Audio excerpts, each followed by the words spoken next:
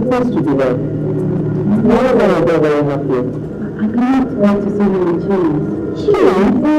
Come on, listen, I don't think people into the courtroom in chains. What about violence? How am I supposed to know? She's fine. So that's why I drove her. I wanted to remind you that I think she's due for her next session of the trials. No, she's not. She's doing too big, right? What did I miss that? You are allowing your anxiety to get the better of you, Tricia. Take it easy. That's easy for you to say, Hassan. To think that my little girl could die any moment just because she has an irresponsible uncle. But I have told you that she can and will live a normal life. What she just needs is care and love that everybody needs. Normal life. Normal life with HIV and AIDS. There's no chance of having her own babies, Hassan.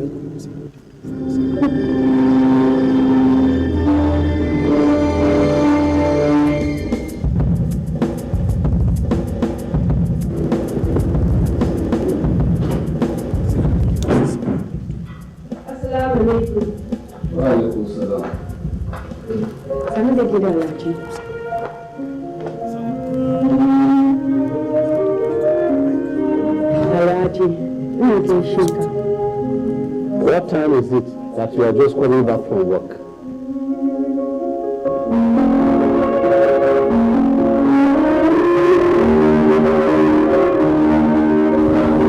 I've been so worried about you. Why are you coming back so late in the night? That is none of your business. How many times have I warned you not to come back late? I'm sorry. There was an emergency in the hospital and a little girl that was involved in a car accident. I'm sorry. Mommy, he tried to scare away. She wants to talk to her the way she used to. She's missing you. Things are not exactly the same way they used to be. Oh, that's not that.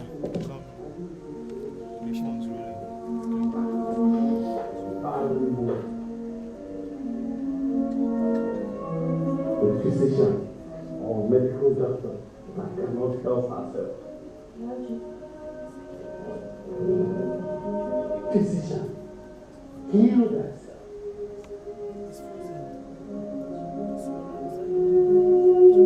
Mommy, this attitude is not going to help any of us, please.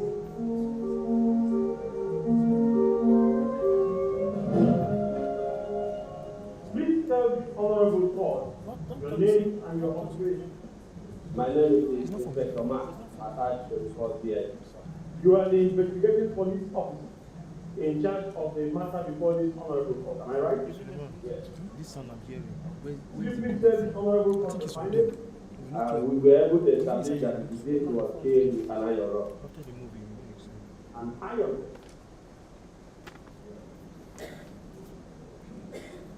Do you recognize this iron rod? Yes, that's the mother. My lord, the prosecution will tender this as exhibit A. you're supposed to pick up and do it deep can waste the Why you laptop in here The deceased died as a result this in of the wound. wound. Yes, Senator. Good. In your professional opinion, do you think the wound was inflicted with an intention to kill? In your professional opinion, you believe that that object is capable of opening up such a deep laceration like you described? Well, it was a wound on a delicate part of the body, and Would the deceased have survived if he had received urgent medical attention? it was possible. Yes. He did not receive urgent medical attention until he died. No further questions, my lord. One more question for the learned doctor, my lord. Dr. K, would urgent medical attention we have erased the need and remedy. Urgent medical attention. Would any urgent medical attention have wiped away the repeated rape of our daughter or even remedied the situation? At least, if you had been around and observed that irresponsible mother is deep, you would have seen it earlier. Urgent medical attention would have reduced the risk and the damage to my reproductive organs. But no. You are jumping from one point to another, taking one thing after the other. No, I can't believe this. Money. Your uncles never do well son reads in our boys' schools. But then he repeatedly abuses our young daughter. His niece. A little girl who ordinarily would look up to him as an uncle. And then you turn around and you blame me for the consequences of his actions? Bro. No, man. When I told you that I don't want that boy in the boys' quarter, what did you say? Oh, well, that will be all for the learned doctor.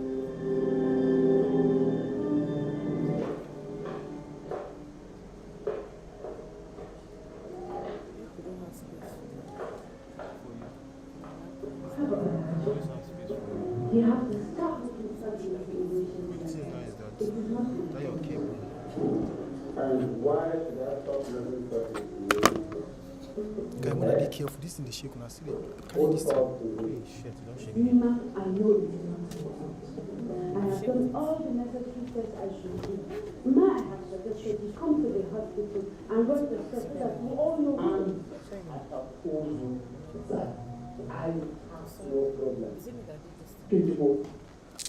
So, now, since you say it's my fault and you want children so badly, back on me. That you can get another wife.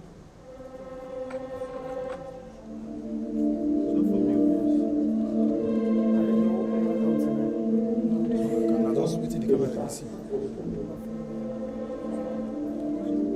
Choosing from you. Me, how? Asana. Matthew, what is that supposed to do? Since being disconnected and connected to I like the that I'm for that. No, it's playing well here. Perfectly well. So what do you think? Good evening, Bishop.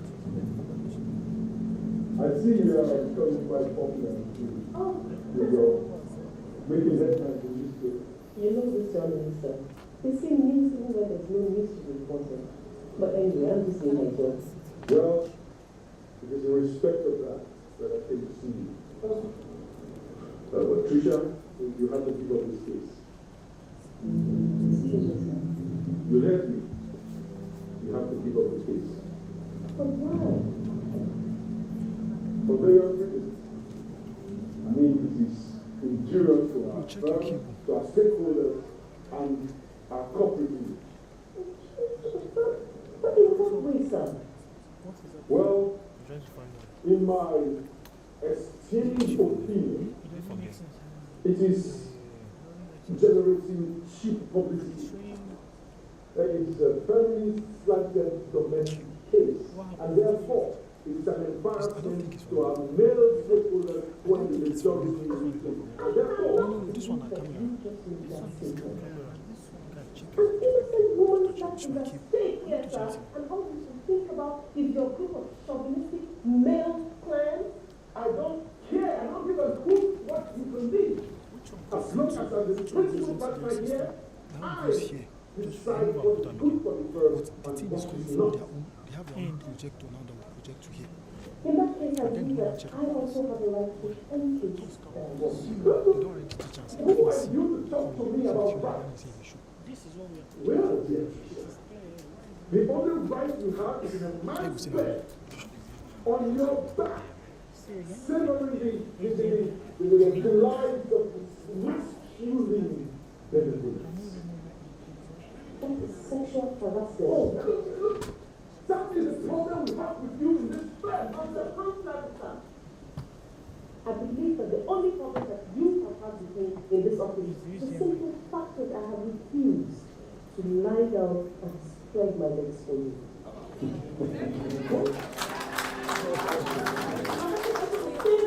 the club, they go like that.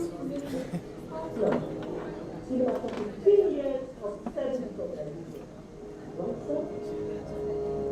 Well, I have told you. It is either this firm or No understanding.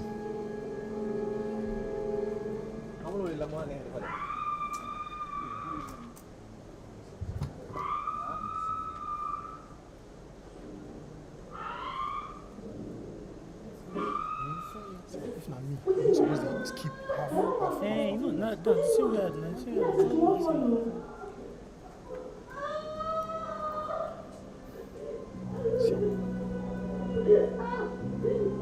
He's not from here. It's not for me.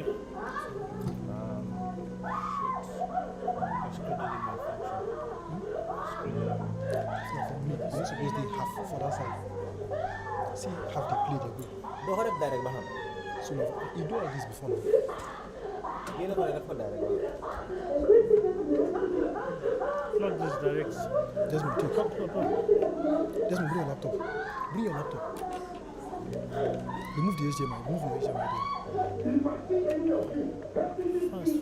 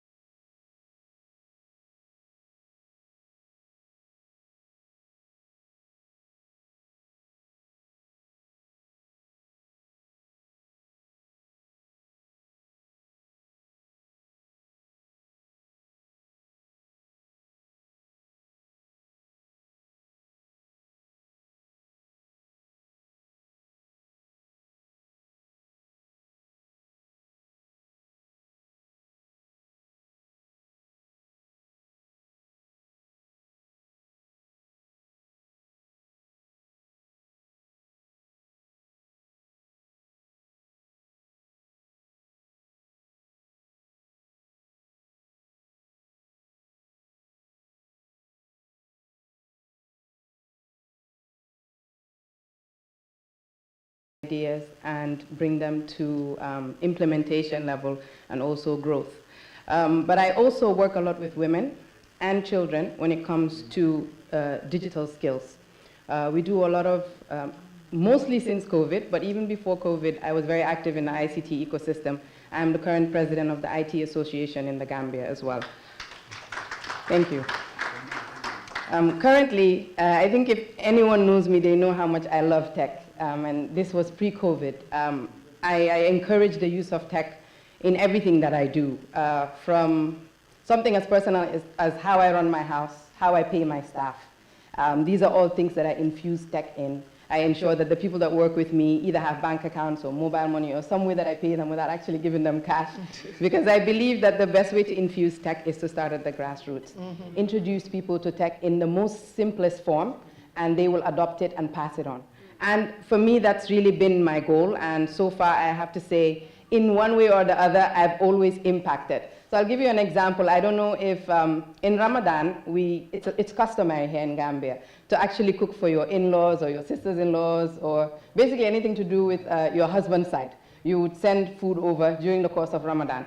And I am so enthusiastic about tech that I actually got them to deliver my food via this logistics platform that I got. So that just basically shows you, because in Ramadan, time's very tight. You're always very busy doing this, doing that. And you don't really have time to drive. Yeah. The traffic is horrible. So why not just call up someone, cook what you need to cook, call them up. They have their warmers and everything, pack it up nicely and send it over via delivery. So basically for me, ICT is not something complicated. It's in our everyday lives. And it's really how we adopt it and how we infuse it in our lives that's important. And that's really why, if we leverage on ICT, I think it makes our lives more efficient and easier. It's not all about sitting in a classroom next to a computer, sitting on an iPad. It's everyday things that you do that you leverage on technology to make it better and make it easier for you. So in terms of the women that I work with, we do a lot of work with digital skills. What we realized during the COVID pandemic as part of the IT Association is that there were so many women businesses shutting down.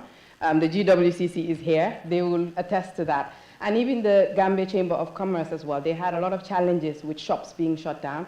And we did a lot of training with women entrepreneurs in terms of leveraging on online shops, digitizing their platform, digitizing their products and their services.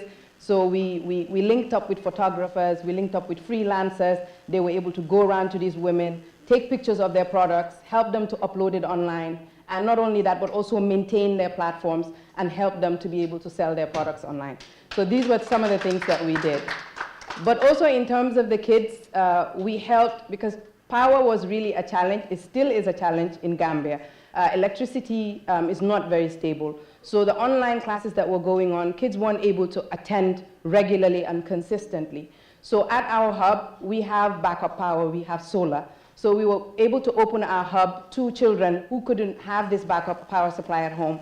They were able to come in, use our laptops and attend their online classes, and also able to sort of socialize across different schools. So you saw kids from private school really connecting and really partnering with kids from public schools. So it was a really amazing experience, and that's what really gave birth to one of our programs, which is really successful at the moment, which is the digital literacy program and the robotics program, which has now scaled. We've done now 4 cohorts. We have children from the age of 6 all the way to 14 building robots and developing skills So really, for me, COVID has been scary, but in a way, it's made people like us who have always advocated for the use of technology to say, finally people get it. So really, thank you for this opportunity to really share my experience. I have to say the show of hands of knowing Zoom before has made me even prouder to really see that our women are up there when it comes to being in line with technology. So I think that deserves a round of applause. Yes. And I thank you for this opportunity, and I guess I'll share more about some of the programs that we have and stuff that we have coming up in 2023, which is really exciting because we'll be working a lot with women in the agribusiness sector in 2023. Thank you so much. I love your passion. I love how you marshal the things that you have been able to achieve with ICT, and it's obvious that you're so excited about the things that you're doing right now, especially not just for and with women, but also children. I love the idea that the children from public schools and private schools can work together, even without meeting each other, and that's so amazing. Thank you very much. Please, one more time, can you put your hands together for her? Now, this is one of the things that I have always thought of. I mean, way before COVID, I used to think when they say ICT, you have to have gone to computer school, you have to be very techie, you have to understand how to go around on the computer and how to do the programming and all the serious things. And so when I see a computer, I blank out and I'm like, yay, what are we going to do? And then when anything happens on your phone, you don't know where to go. You are looking for the next 12-year-old child that is around and say, please help me check what is going on with this phone. And then suddenly, like I said, during COVID, I started seeing women Women joining Zoom classes to do exercises in the morning, joining Zoom classes to do their meetings and doing things and all that. And I realized that this thing just happens. You just have to know that you can do these things, and then you do them. You don't need to go to a special school for that. And that brings me to the next person that I'm going to be talking to, Madam Fatal Gay. I hope I got that right. She's the founder and CEO, Gay Njoro Skills Academy. I said what I said first because I wanted to know how it has been working with people without, did you have to do special training, or you just suddenly discovered, oh, you guys are so smart. I didn't know you were smart before I started this ICT working with you, or you did a whole process of training and educating. Before you answer my question, I'd like to take you to what Auntie Rekia said yesterday and use you as an example and also put you on the spot. When you introduce yourself, before you answer my question, you would mention the name of somebody you met yesterday and what the person does. Because Auntie Rekia said we are supposed to network, even if it's the person sitting beside you.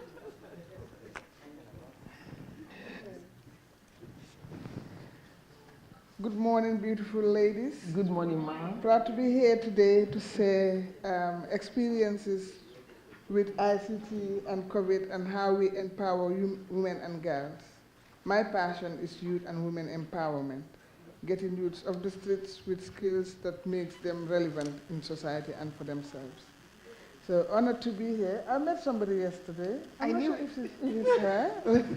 when I left the hall, someone just met me and said, "Can I have your number? Can I have a picture?" I said, what you said was really powerful in the hall, and I would like to know you. And I was honored that it was a bit useful. I've sent a message and people love it. Wonderful, Yeah. wonderful. Thank you. So thank you for being so bold to come and meet me, and I'm always available if there's any need. Nigeria is my other country. I've been to 8 states in Nigeria to train and empower women and youth. Through a project that I work with the UNDP to work with destabilized people. I've worked in Damaturu, Maiduguri, Adamawa, wow. Benin City, Makodi, all these places, Abuja and Lagos. So I've met a lot of people, talked to a lot of people, and see how women live, how they suffer through those troubles, and it gives me another edge of empowering more women. So I'm part of you. And I was awarded last year in Nigeria in November as a woman champion for empowering youth. So that was good as well. ICT, I believe a woman with a laptop is more powerful than a man with a gun. Absolutely. Yes. Wow. Wow. Wow. ICT have taken us, the COVID was an opportunity. We didn't see it as an opportunity, but it was an opportunity to change the mindset of people and giving us an edge to add more value to what we do. When COVID came, all schools were closed. People were confused, were despaired, they didn't know what to do. But for us, we took it as an opportunity and we started an online platform to teach our students, and learning continues. And we used Google Meet and Google Classroom to do those trainings. It was new for us, it was new for our teachers, but we were lucky to have partners in the state of Ohio, and they supported us with these trainings. So we did that, and it was successful for us. And we opened doors to a lot of skills centers that were not thinking that way. They thought it wasn't possible, and they just closed, and nothing happens. And we had so many opportunities through that. We were approached by the EU, and they gave us a contract to work with them for 3 years, and that project has opened a lot of opportunities for us. Because of that, they saw us still working, and they know that we can do a lot more. Even if there was nothing going on, we'll still look out for opportunities. Like the lady said, we have to think outside of the box and always try to break the paradigm. Innovation is not something that we do overnight, but we continuously do it in our everyday lives. And that is what brings in the change and gives us where we want to be. If you want to have a competitive edge, think above others, think very fast, be very curious, and go to sessions like this. I've learned so much yesterday from the beautiful ladies here sharing their experiences. And that have also given me an advantage to add value to the work that I do. So doing those trainings, we've got projects, we've got contracts, we've got a lot of things happening. I've been to Morocco with our First Lady, that was in 2016. And what I realized was the Arab people, they don't want their wives to go out to work. They wanted them to be in-house, have families, look after the family, look after the husband. But ICT have given those women now an aid to do businesses because they can stay at home and sell products and services.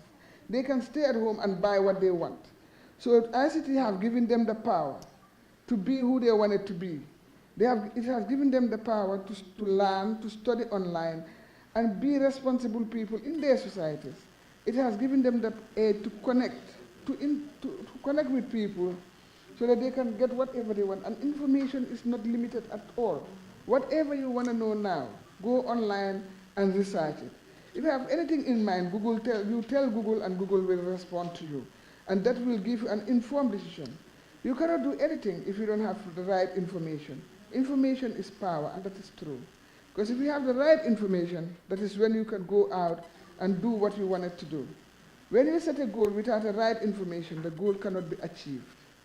When you're powerful with information, you're independent, you're self-confident with that, it looks like the river Gambia that we go through. We have a lot of bolongs around the river, and that is when we set goals, we plan systematically, we commit ourselves to get the right information, then we can be very independent to do what we want to do and achieve our goals. So I believe with ICT, the sky is the limit. It's a change for us. It has come to change our lives and to change what we do. Yes, these are the services I offer. Thank you for showcasing our work in empowering girls. So I empower 80% of women. My school is 80 to 85% of women. I just do not know why. Baby, people think and know that I love supporting women and they only bring girls to my school. I want to support the boys too, but I have few. So I have a lot of girls because I do mentoring and I also teach my students entrepreneurship. Why do we do entrepreneurship? Because we wanted them to be independent. We wanted them to know that from the let-go, they can be somebody.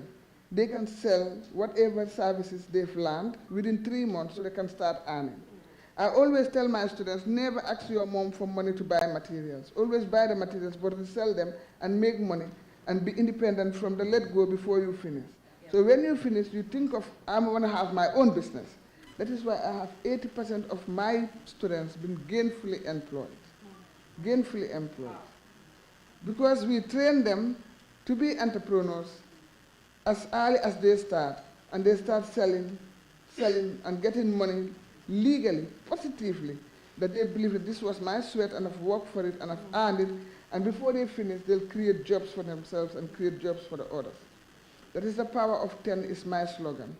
I wanted to empower 10 people to empower another 10, and that will give us 100, to empower another 10, that gives us thousands, and we develop the Gambia. This is how we can empower people. That was why I was so inspired with the speeches yesterday. It was all about support others to support others, empower others to empower others. This is all what we have to do as women. We cannot just do it on our own. We are mothers. We are mothers and we have children. That is to tell us that we are the nation builders. That is to tell us that if we come together, we do great things and we do brilliant things as well. I'm proud to be here and would like to share more. Cannot take all the time of the audience, but thank you. Thank you so very much. Thank you so very much. And now I will go back to my chairperson so that she can do her proper presentation. Thank you very much. Amazing, amazing. Can we give all the speakers another round of applause? I've been noting, you know, I came up here with my pen. I hope somebody was holding their pen and noting something too. I've noted quite a bit, and I think from everything that all the speakers said this morning, what it really throws to the surface for me, I don't know about you, is to enlighten me further on the multiplier effect of ICT when it comes to impact. Because, I mean, look at this room, maybe capacity of what, 200, 250, I'm not sure what the capacity is. So that is as much as this room can take in terms of if we wanted to do something physically with people. But if we said, okay, put us a message out there online on any of the platforms, we can be talking to thousands or millions of people, and that is the multiplier effect that ICT delivers, and I found that incredibly inspiring. I like the fact that we've talked about the comparative edge that ICT also delivered in terms of, then Kaduna also talked about how it has improved the earning ability of a lot of the beneficiaries of government programs. We heard about digital literacy and robotics program, but I want to put a question back to our speakers. I mean, yes, we're promoting ICT. By the way, I hope everyone knows what ICT actually means in the room. Is there someone who's confused about the meaning of ICT? Can I see your hand? Be brave if you don't know what ICT. They've been talking ICT since day before yesterday. Information. I love that. I love that. 2 hands up. Powerful. Can you turn to the person? Do we have a roving mic? Because this is not just us. We're learning together. Do we have a roving mic? Quick. The 2 hands up. The person sitting next to you on your right. We didn't see her hand up. Yes. No. You, the lady wearing blue. Yes. So give the mic to the person with the red beside her. No, on her right. Can you please tell your neighbor to her hand? Okay, so give it to the next person whose hand was not up. Can you tell your neighbor the meaning of ICT? All right, ICT, that's the I stands for information, the C stands for communication, and the T stands for technology. Excellent. Thank you very much. So all this while, let me ask you, because me, I like to really understand situations. All this while we've been doing this ICT, why didn't you turn to your neighbor to say, please, so don't be annoyed? This thing they're talking about, what is the meaning of this ICT? Thank you, ma'am, for giving me the opportunity. Yesterday I asked, but the one I asked, she said she does not know.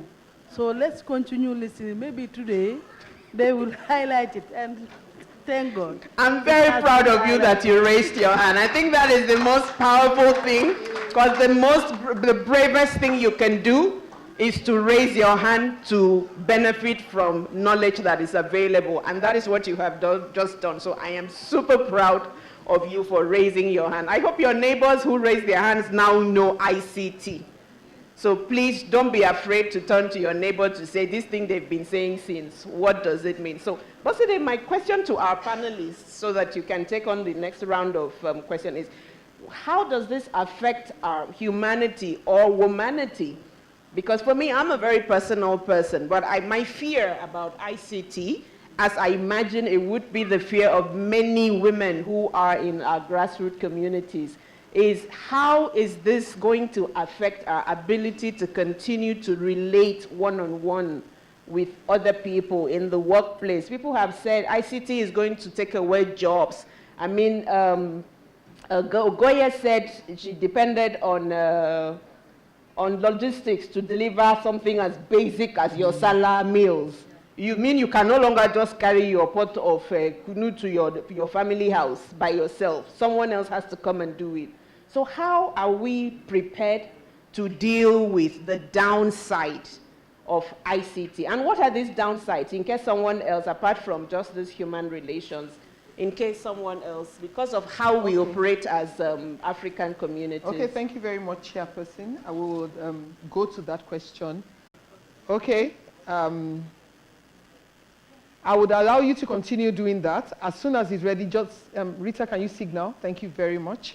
Let me go back to my hub, and I'll take the question from Ini right back to you. How does this ICT affect our humanity and our ability to interrelate with one another?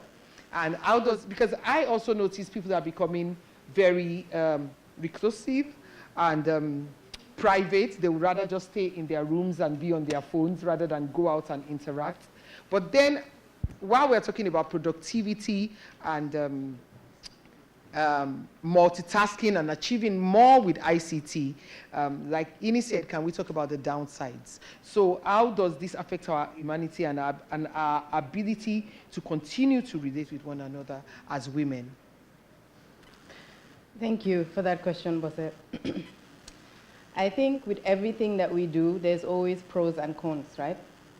And with ICT, even though I don't like talking about the cons, because I'm a huge advocate, but nevertheless, I think for me, one of the things that really stands out, in addition to you mentioning that we Africans are very social beings, and we interact a lot, more so than our Western counterparts, especially us women.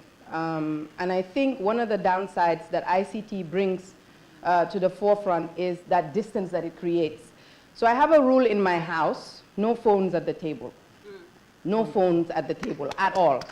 So I created that rule because I realized that it was so distracting to have phones at the table, especially during mealtime. And I don't know if this is very popular in Nigeria, but in Gambia, we eat a lot together from the same plate, whether it's lunch or dinner. Usually breakfast sometimes, we can eat separately, but for lunch and dinner, we all eat from the same bowl. So it becomes very... Yep. Should I let her come in? Should I continue? Yeah, please do. Yeah, okay. So what I realized was people would be texting or sending a quick chat while we're eating. So I am Chief Agricultural Engineer. No, it's not you. They are trying to sort they're trying to sort the audio out. Okay. So what I did was I made a rule in my house. Now, 2 minutes before mealtime, everyone leaves their phone far away from the meal table, and they all walk to the... So it doesn't matter who is calling you, what they're calling you for. That 15 minutes of eating, we spend it together. And it makes a huge difference when it comes to family time. And I think one of the things that really affects us Africans is what technology has done to us in terms of our social fabric. And another thing that is really quite worrying and scary for someone who has 2 teenage sons and an 8-year-old girl who behaves like a 20-year-old woman, safety and security online. And I think that is something that is extremely scary. It's worrying. There's no amount of parental guidance or control that you can have to truly, fully protect your children from what is available online. Yes. So for me, what that does is, as women, we have to be closer to our children. We have to be more technologically aware of what is out there so we can prepare them. And if we just take the back seat and say, oh, they will learn. They teach it at school now. I bet they do ICT at school. They will teach them how to. No, we have to be at the forefront of being safe online. So I just wanted to mention one of the things that we do as part of our entrepreneurship. Even if you have underlying ailment, we are able to treat you.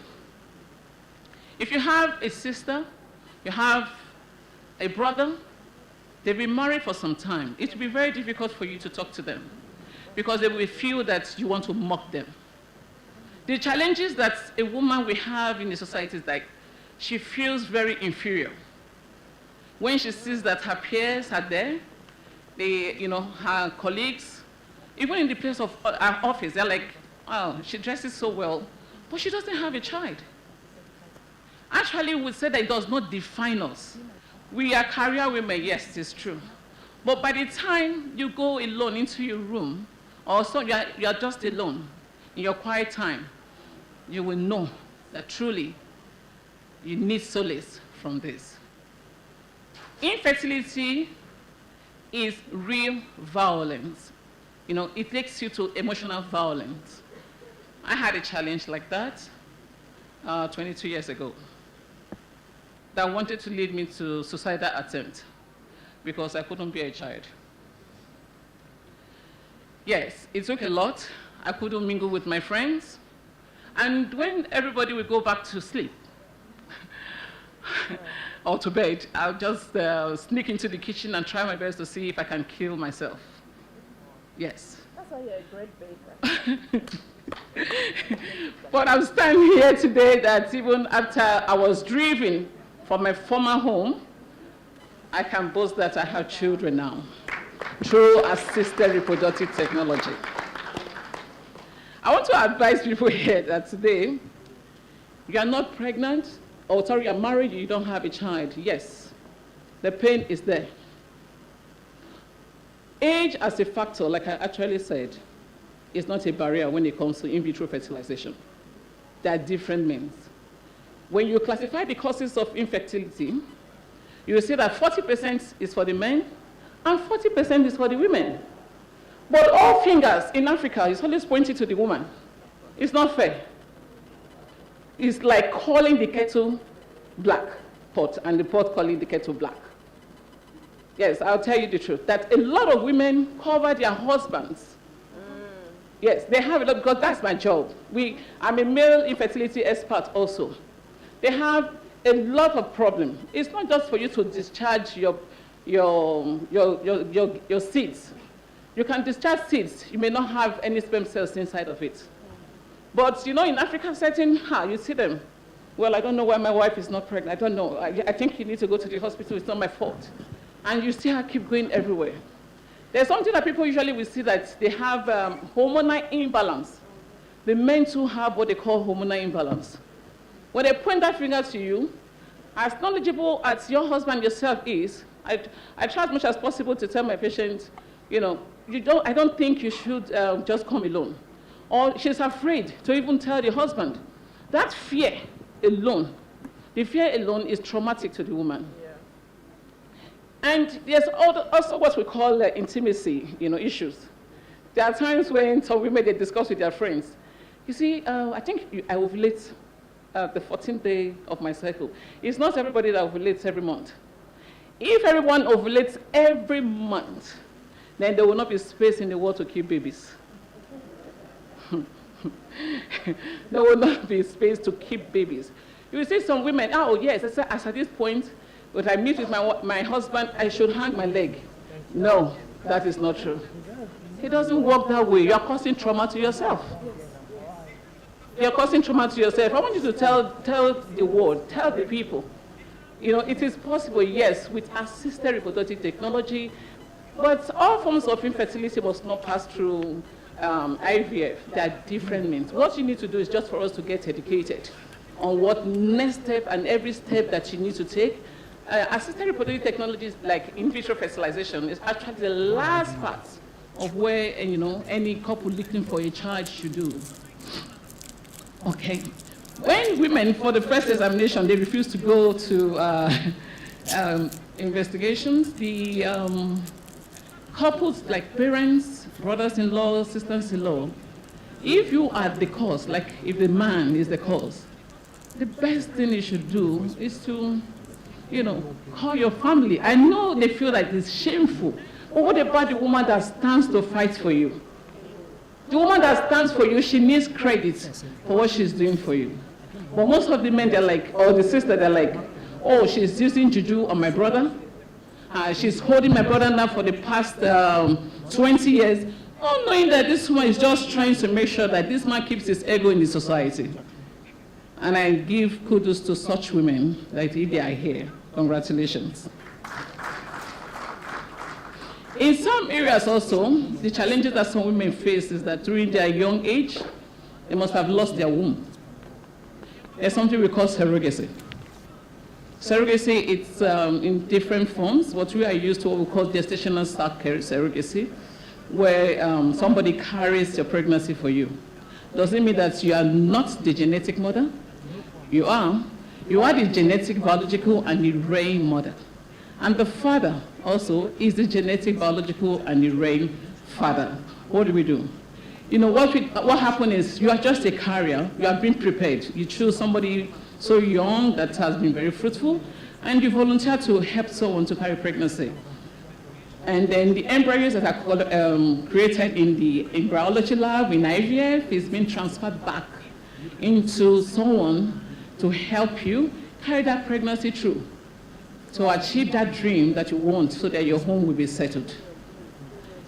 So I would say here that my cousin also had that, but it was so difficult for the society to accept it. Nigeria, yes, it was so difficult for us as at 2 years ago, but now it is accepted, and we are very grateful to the government that this has come into play and is possible for anyone. So sometimes most women, career women, are like, I don't have time. but I have the money for surrogacy. I don't want to carry my baby. I don't want to lose my shape. I want to make sure I'm still in shape. I want to be so attractive to my husband. I won't say that's selfish interest, but just because of your career services, you don't want to disfigure yourself. All right, so other parts, when we talk about domestic violence, when it comes to women that are struggling, we have this social stigmatization. Yes, you sniff your nose when a woman passes through you like, she's been married for some years now. She doesn't have a child. Why? Why that voice? I want us to stop that voice. You don't have to mock your peers. You don't want to mock your friends. If you're in a neighborhood where someone doesn't have a child, you see, you cannot wish your enemy that. If you are here, you're a mother. If you know what you passed through to have a child, you will not wish that your enemy should have that part in our history. All right, we also talk about communication problems. Some people don't know. Some people know about IVF, but they don't know how to go about it. Some people have the money, they're ignorant about it.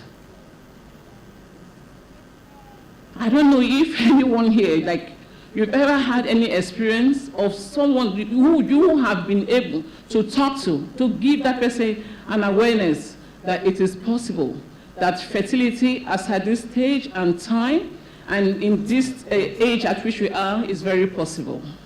Good. All right, let me come to young ladies that tend to be married in the future and also want to have children. There's something we call egg freezing. Egg freezing. You are not married, you are waiting, you are getting to 35, 38, 40. You're like, oh my God, no man is coming to talk to me. Will I lose not getting married to a man? And I don't want to lose my eggs. You can as well store your eggs.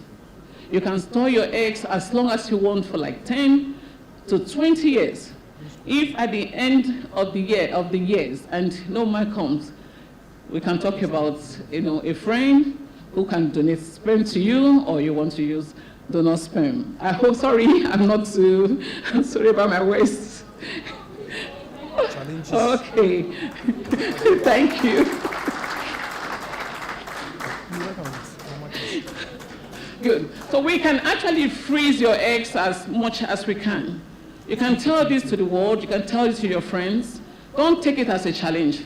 Because, when you walk in, you're like, I think I need to leave this job because it's taking more of my time. It's covering a lot of things for me. That's why some men are not seeing me. I go to work 7 a.m., I get home 8 p.m. I don't socialize with people. Monday to Sunday, no. If it's for you to procreate, that's where assisted reproductive technology is. We have come out to let you know that you can store your eggs for as long as you want. It's a free world. Although it is expensive, but it is very possible. Coming to domestic violence also, yes. I want to talk about the dowry that we pay. In the Eastern world where we come from, in Nigeria, sorry to say that, but particularly in Africa, a man that gets, you wonder why we started a relationship, let me just say it myself, very well. And we get married and then you get home, and this man that you thought you loved so much begins to beat you. He will smack at you. You're like, why? Because the list of the bride price that was given to you, you see, turns the brain of that man. That is the origin, from the little research I've done, that causes violence at home. Yes, you will see the fight. Before the woman will say, shut up. I bought everything about you. You are a slave to me. That's why they call the women that they're slaves. Am I right? It's wrong, and I feel that now we should start talking to our young people, like the men and the women, and our fathers and our mothers to be, or the ones that are present. The least you give to these men, because if I talk to a patient, they're like, no, she's a slave, I bought her. And if I decide to say that she has not given me a child for 2 years, I'm going to marry another woman. That is very painful. Please, and please, if we know, And we believe that we as women, we don't want to cause more harm in the future or to move more infertility into the future. It is now that we have to begin. Please, it is now that we have to begin. When I said IVF is very expensive, of course it is. Some people have been kicked out of their homes. They are being called witches. The blame always goes to them. And this is not fair. Even when we have this great knowledge, I want you to know that I standing here, like I said before, I passed through that. It is very possible. Whoever you think it's here, you want to make your family complete, it is possible. When it comes to also sex selection, people are like, I have 4 girls, I have 5 boys. Yes, because of the African setting we are coming from, they want gender balance. But a girl child is a girl child. Without the women, none of us will be here. Yes, we believe in that. So with this, I want to add, as a fertility expert, and the passion that I have towards women have pushed me to open a foundation called Orange Fertility Foundation under the auspices of Dr. Jumai Audu. Yes, and the main motive is to seek partnership and with other organizations and even with government so we can sponsor at least 10 women every year to undergo assisted reproductive technology. Don't beat yourself because of infertility. It is possible for you to be fertile. Thanks for listening. God bless you.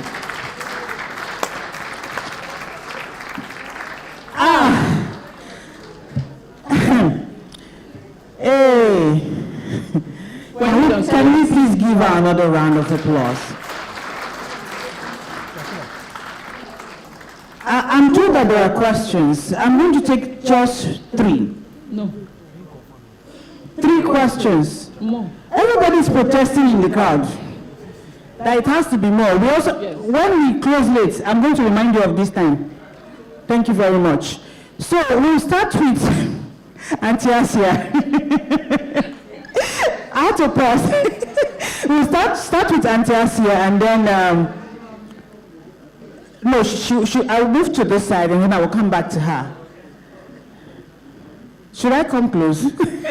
Auntie Asia, please. But let's try to make it short and straight to the point. And if someone have already asked the question you wanted to ask, there is no need to repeat it so that we can save time. Thank you very much. Well done, and thank you very much for all that you do. My question is simple. How expensive is it, and how can we make it inexpensive? I'm thinking of setting up an endowment, you know, so that it's something that we could, So I just need to know the cost implication. Thank you. Okay. Wait, I'll take 2 more before you respond. I'm going to come back to you after her.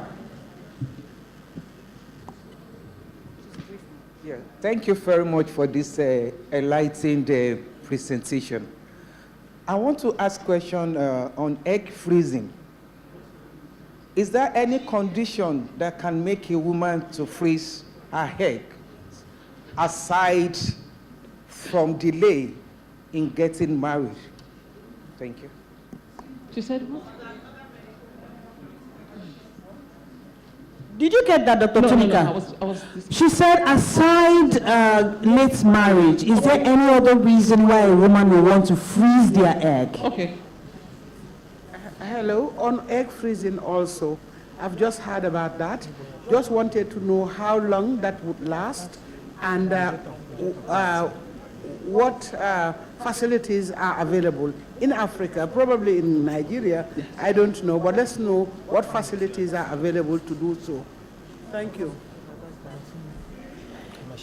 I think you should have told us you have a hospital that does that already, Dr. Tunika. Let me answer the first 3 questions.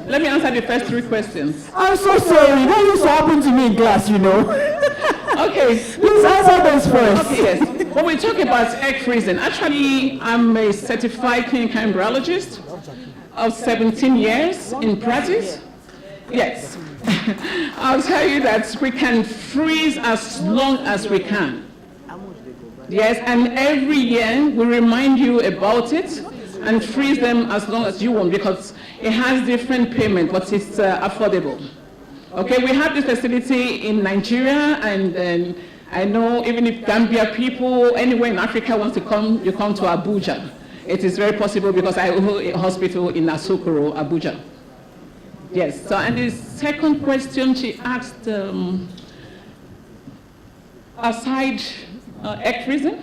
No, you know, you said if marriage is delayed and you want to freeze your egg, that's possible. She said, any other reasons? Okay, yes, there are other conditions. Like someone has cancer. If you have cancer, you know, and you want to undergo chemotherapy, you have to get stimulated for us to remove those eggs so that you can use it in the future. And again, if you have massive fibroids, it's not like you can't get pregnant with fibroids. It depends on the location, yes, and the size, the location. And if we have to go into surgery, we must stimulate you, remove those eggs, and freeze them as long as we can. Yes. Okay, Mama. How can we make it more affordable? Yes, actually we don't, in Nigeria, we don't produce the medications, and then the media, that's like the liquid that mimic what is inside the system, actually comes outside from Europe. So we are trying as much as possible to see, because we buy this in dollars and in pounds, okay, and it makes IVF a little bit expensive. But once like this Orange Fertility Foundation, like I said, we want to have a partnership and collaboration with people. I know if we combine these together, it will reduce the effect, yes, and the cost. What? Yeah, the cost is 1.3 for a single cycle. It's still very cheap. Please, you want like that's Naira, right? Yes, Naira, sorry, 1.3 million Naira. Million Naira. Sorry, I'm using Nigeria, I'm so sorry. And when it comes to surrogacy, surrogacy is not cheap.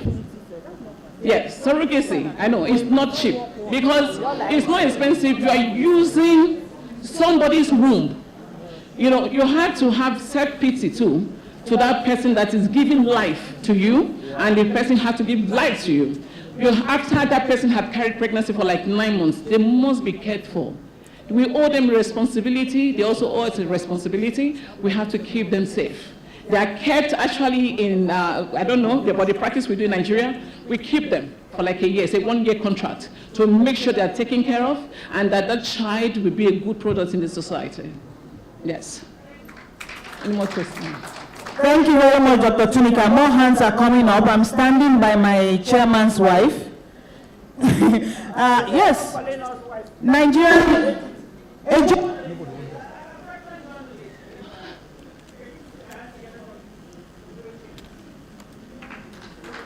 Even the mic is protesting. Hello, ma. I admire what you're doing, but I expected that your presentation probably. Sorry. Beyond the funding or how expensive the program is, we know culturally, religiously, most times we don't accept this kind of changes. Yes. Strange. So, have you had opposition, and how do you deal with them? Thank you. Yes, there's this social norm. You know, the society and the religion where we belong, they don't accept this. Yes, they will tell you, no, it's against my religion. But some of them secretly, they'll come behind because they know that that child factor is what we need. We see them, they hide themselves, and we know exactly what to do. Like if you're in a forum or a religious place, you will hear them saying that if you're looking for the fruit of the womb, can you come forward? Can we have one house, please? Excuse me? One house, thank you. Good. That every woman looking for the fruit of the womb come forward. That's wrong. You have to say the couple looking for the fruit of the womb, not every woman looking for the fruit of the womb. Because we don't know if that problem is coming from the man. Both of them need to come out for counseling and for you to pray with them, not just the women. It is wrong. Okay, I'm coming, ma'am. Good afternoon. I don't know what time it is. I have a question. Why is it that women over 35 are not encouraged to have kids on their own? Does this have something to do with your child having special needs? What's the downside to having kids over 35? I have a boy. I am 37. So, and I want another kid. I'm back and forth. Some days I want to adopt, some days, and I'm not married anymore. So what if I decide to have a baby on my own? I know it's not accepted in African society, but I don't want my son to be an only child. And what guarantee do I have that a husband's going to come? Yes, of course. A husband will come. You look so pretty. You see your presentation. the way you present yourself. Let me tell you, not just because. Dr. Tunika, I think something else I can tell us, please. Dr. Tunika is going to be here all day and tomorrow as well. So you can feel free to have one-on-one with her. Is there a consultancy fee? No consultancy fee. You can meet her. A question came from one of our elders, ma'am, before I give you the mic. I will just say that before then you can respond to the two. The issue of stigmatization for the carriers, is that the right word to use now? The surrogate mothers, the issue of stigmatization, have you had to deal with that and how did you do it? Just hold on for this question first before you answer. Or comment. Okay, please go ahead, Tunika. You see, before we recruit ladies, we have to ask questions. They are single parents, they've been, maybe raped, and they didn't decide to abort their babies. We go out to communities to ask questions. You see people 18 years, 25 years, 20 years in the mold, they have 1 to 2 babies, and we go there to counsel them.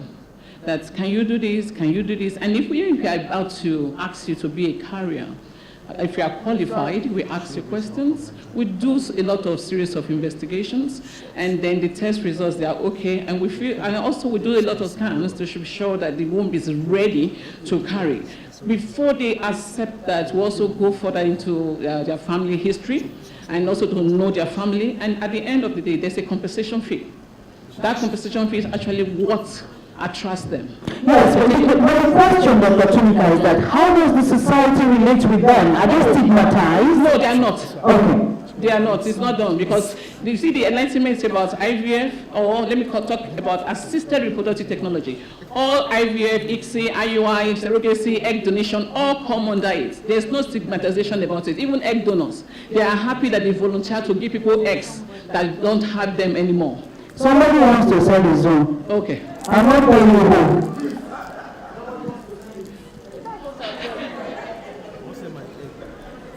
Okay, I just have a comment. My line of work is in healthcare. And I know you said something about men not wanting to come to the hospital. I have had to help a couple because I was running a clinic, and this lady keeps getting vaginal infections, and it was keeping her from getting pregnant, or she will lose the pregnancy. So when we canceled them, actually the husband agreed to come with her. So they both received treatment because every time we treat her, he will infect her. Yes. So this is to the men. There's nothing to be ashamed about. Simple infection can prevent you from having children. Of course. So go to the doctors with your wives and participate in everything. Thank you. Thank you. Thank you very much. Should we? Oh, Your Excellency, ma'am. Thank you, Doctor. Actually, mine is more of a plea, because of what you said, you're collaborating with the Helpline Foundation. And I would want to ask for some ladies who are done making babies. Okay.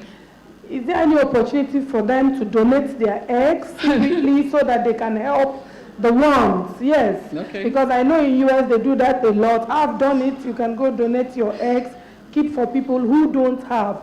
So if you have something like that, we can encourage our women to secretly see how we can help each other, because we are here to help each other. Thank you. Thank you, ma'am. When it comes to egg donation, there's an age bracket.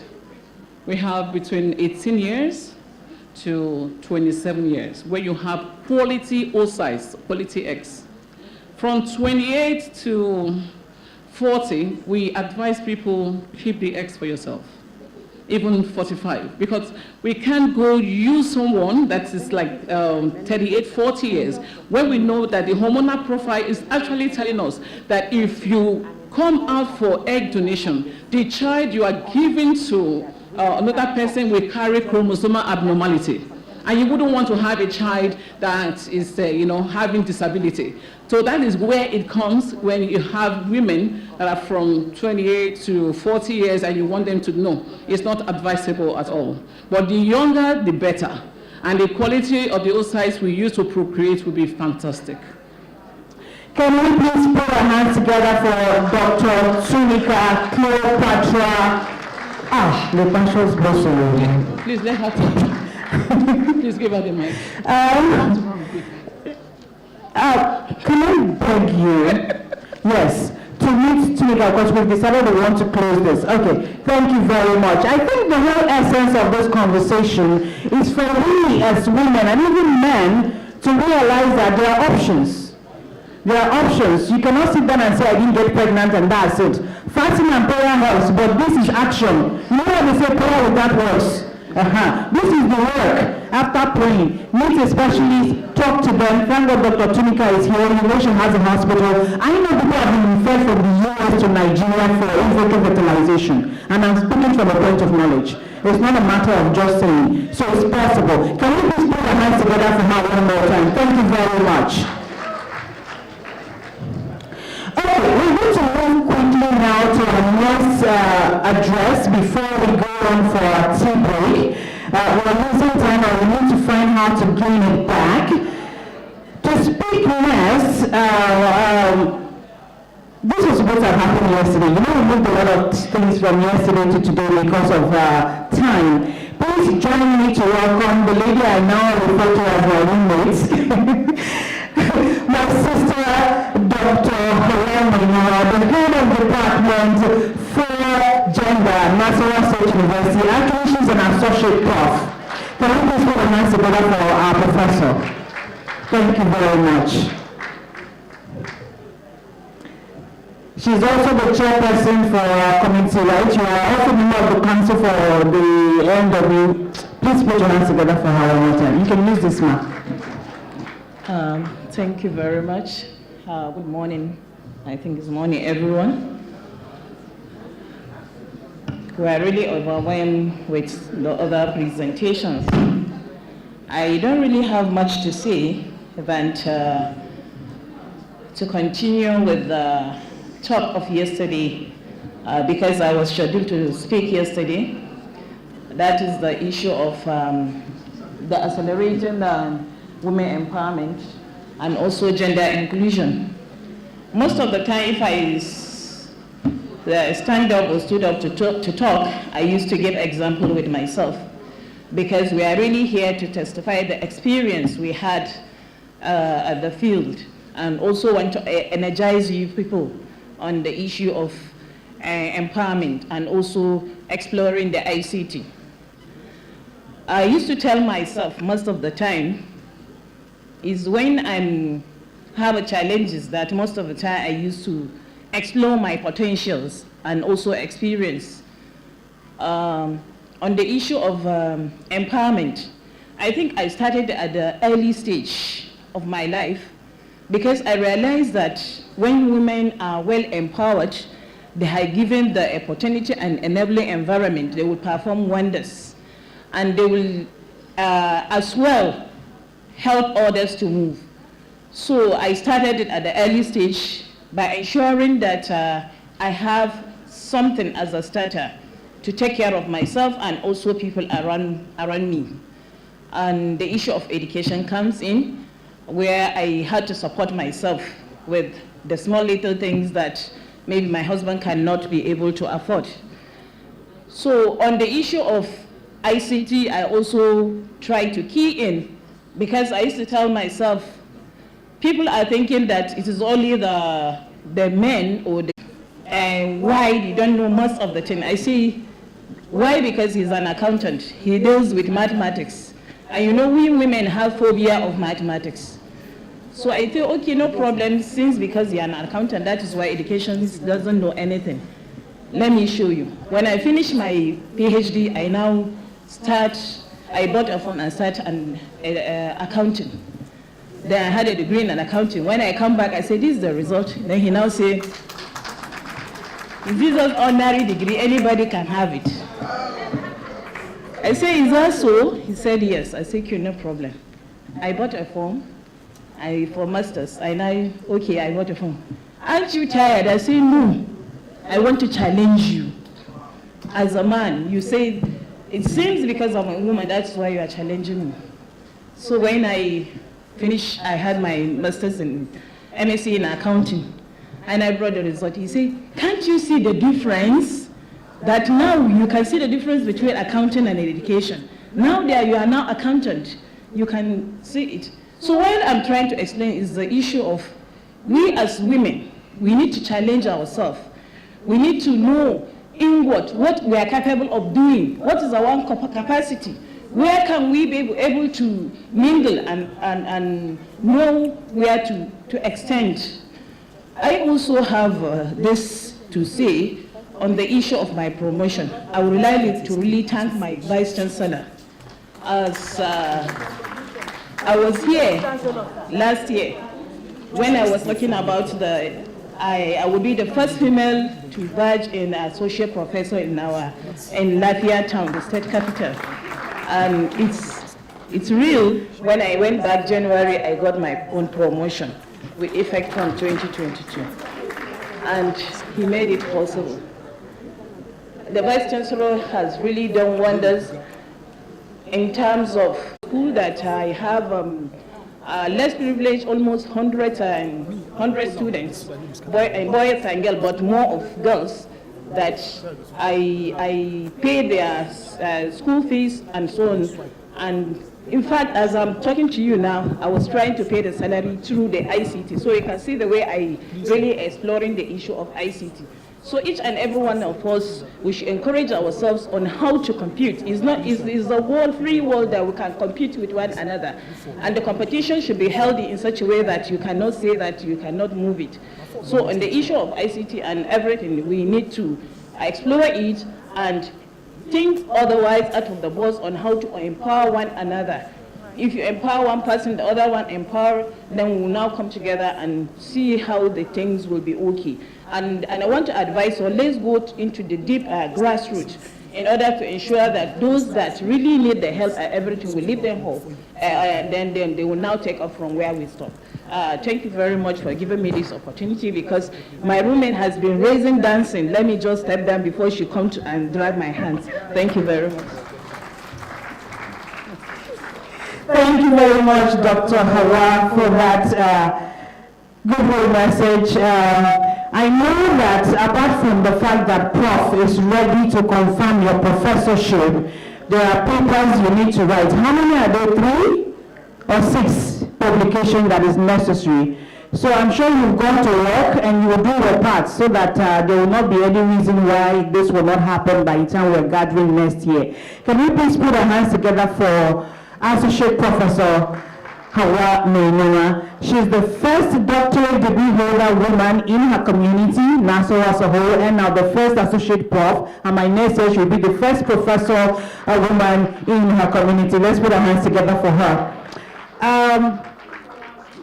Quick, you are from her school, Nassau State University. Oh, VC is here now. Oh, amazing. That's your student, sir. Now you know. Thank you very much, Francis. Can we put our hands together for him, please? Okay, quickly now, just a bit of information. I earlier announced that we're going to have a tea break. It's actually lunch. Lunch will be 30 minutes lunch. But before we go out to lunch, the earlier session that we had that was moderated by Bosse and chaired by Ini, we had a bit of ICT issue. 2 people who already sent in their remarks for that session was not taken. And I think it's only fair that we accommodate it because they went through the turbo to actually put it down. So can we just watch the videos, 2 of them? I know they're very short, and thereafter we can proceed for lunch. Thank you. Diego. I am Chief Agricultural Engineer in Kenya, Nakuru County. I'm also the country representative for Global Women Development Network. I'm happy to be in today's conference. It is African Women Conference, and I'm happy to be presenting a topic on ICT, a catalyst for the socio-economic growth for women in Africa. Women are not represented enough in the digital economy. It points to the importance of female inclusion in digital economy. ICT in education can be a catalyst for economic growth in Africa. Investing in education can lay the groundwork for transforming the economic landscape of the African continent. Research has shown that investment in education can have a direct impact on economic growth and development. The African continent ICT infrastructure can make a direct contribution to gross domestic product, that is GDP, and also have a persuasive impacts throughout the economy, example, by reducing transaction costs and improve organizational functioning and enhancing the spread and development of factor and product markets. Women form half of the population and they require information because of human beings. It empowers them to make informed decisions based on the knowledge at their disposal. The availability of information and its use is of paramount importance to any group of people. I am here to discuss the special information needs of professional women, and this focuses on women lawyers, journalists, librarians, agriculturists, doctors, pharmacists, engineers, bankers, scientists, and architects. The world is going through an information technology revolution that has drastically changed many facets of human life, from education, industry, economy, politics, to entertainment. The emergence and convergence of information and communication technologies, ICT, has therefore remained at the center of global socio-economic transformation. Information technology presents unique and timely opportunities for women. It promises better economic prospects, the fuller political participation, communication with the outside world, easy access to information, and an enhanced ability to acquire education and skills and transcend social restrictions. These technologies can give women immediate access to information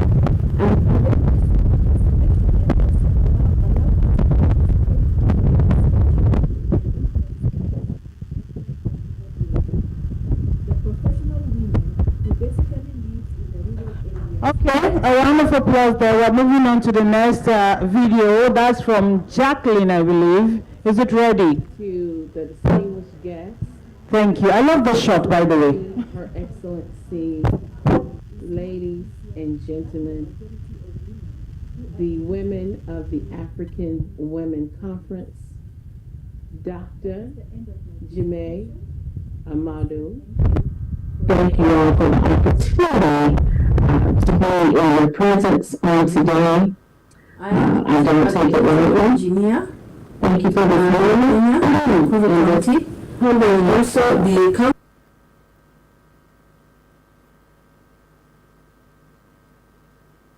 I regret not being there in person, but I do thank you for this opportunity. I am Dr. Jacqueline O'Hare. I am a transformational business and strategist, advocate for women and children, professor, a life coach, a minister, a serial entrepreneur. I've written many books. I am a wife of 29 years to Dr. H.T. O'Hare. I'm a mother of 4, 3 girls and 1 boy. And I am a grandmother to 7 amazing boys. I want to say that the topic that we are discussing as we talk about the catalysts of social economics in women. We know that we gather together and we have conferences, we have gatherings, and we talk about women empowerment. We talk about women being empowered in education.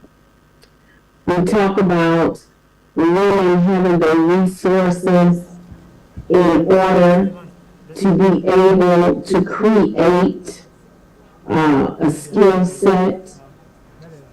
We talk about sustainable goals. And we also talk about making sure that women and girls have adequate accessibility to jobs, the ability to be able to make an income for themselves. We know that when you educate a woman, when you educate a girl, you can change generations. And I just believe that we are in a season now to where we've done the talk, we have gathered together for conversation. I believe that the time and the moment is now for us to push forward with action. Being aggressive in networking, being aggressive in communication, being aggressive in collaboration. I believe that the internet has made it possible for many of us to connect, to share ideas, and to collaborate. I do realize that the rural areas, some do not have access to computers or to the resources to where they can be or have a viable business, if you will, online. But I do believe this, that if we can come together and collaborate and in collaboration, and we journey together to connect the dots, each one teach one, reach one, I think that we can make a difference. I understand government have power, but I want you guys to know that there is power in the betterment of women, mothers, grandmothers.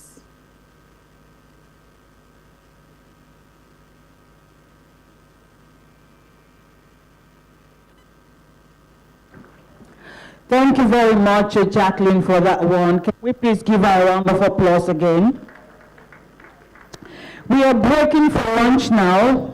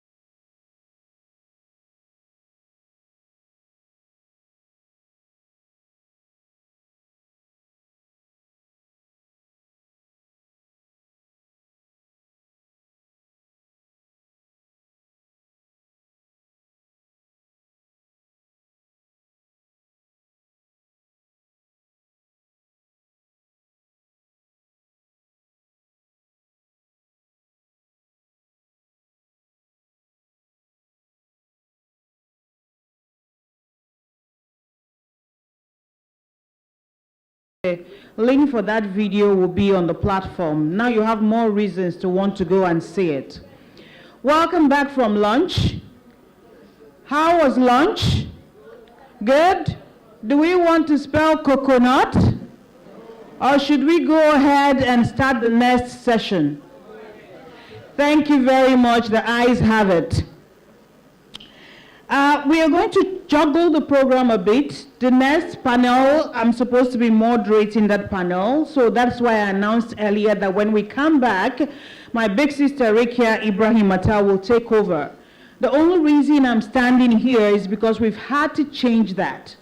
We are moving now to the third panel because we need the full panelists for the second panel complete before we can go ahead. So we are going to be taking the panel that is discussing documenting our past, projecting our future with Africa's entertainment industry. That panel have able, very qualified people as panelists. What I'm going to do here is just introduce them, and then I will hand over to the moderator of that panel, who, by the way, is our own veteran actor and development consultant, Rekia Ibrahim Atta. I think we should just welcome her already to the platform. Welcome, ma'am. Panelist is one of the reasons why you must endeavor to watch the movie to the end, because he was there and he did great since then. He's been, I think he's the immediate past president of the Directors Guild of Nigeria. Bros Fred, I've probably been acting before I was born. I'm not calling him an ancestor, but you know.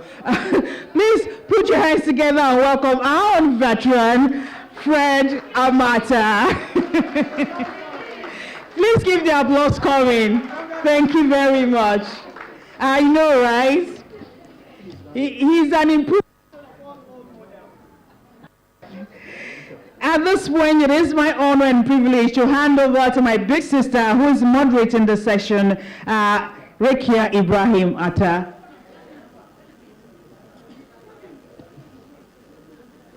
Why is this happening all the time? Auntie Asia said, check your glasses. Auntie Jumai, tell Auntie. Okay, we have a filmmaker in the building. Please, can I just explain that what we've been watching is acting? And he's a really good guy. I know him personally, I can vouch. He's a great husband, a great father. He's just a fantastic actor. That's why you're all hating him right now. He's a good guy, please. Ladies and gentlemen, welcome to this panel, Kepi Ekpeyong Basi. Mr. Basi, you are my property. You are my property. Come to this panel.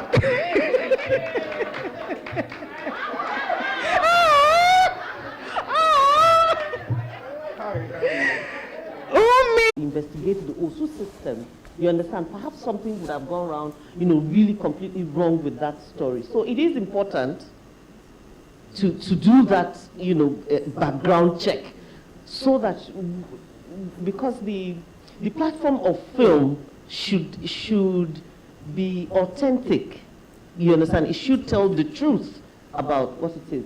Now, as a filmmaker, Boubacar, how important is it for you to take the reality of the research that came to you, and you want to tell entertaining stories?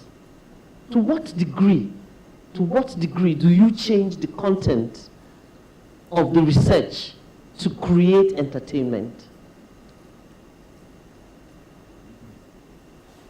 Okay, a bit of a critical question, but let me try. I am more of a documentary filmmaker, so I battle with that question a lot, because the truth is here, but sometimes the truth is not entertaining enough, it's not sensational enough. So sometimes we tweak here and there to make sure it is marketable, especially when the producers and the money people come, they want to make sure it is marketable. So I get that. And then the reason authenticity is important, especially with research and these things, is the audience too. We sometimes, when we make film, we assume they're not as smart, but they can spot it. they can spot when you are just sensationalizing, when you are just bringing people crying here and there just to pity, when they will say, these things only happen in the movies. And if they don't believe in the things they're seeing in their screens, it will be difficult for them to act on it. And as you all know here, there's a lot of content out there already on the issues that we are concerned about. You all said the film we just watched was 15 years ago, and the issues are still relevant, which means there are discussions, people know, but they're not taking actions. Because sometimes it's not that there is an absence of information, it's just like the cigarette smoker. Anytime he buys the packet, he knows that this is going to kill me because it's written there, but he's not acting on it. Yes, so it's not, because also the information we're sharing, we're not being authentic enough with them for people to believe it. So we just say, it's just a film, it's just a film. So it's information I got for entertainment, but I'm not going to act on it because I don't think there can be a man as evil as the man I've just seen. I don't think there's a girl. Thank you. Yes. I don't think there are women that is as weak as these people. So the film becomes entertainment and it's just there for that. So research and authenticity is very important.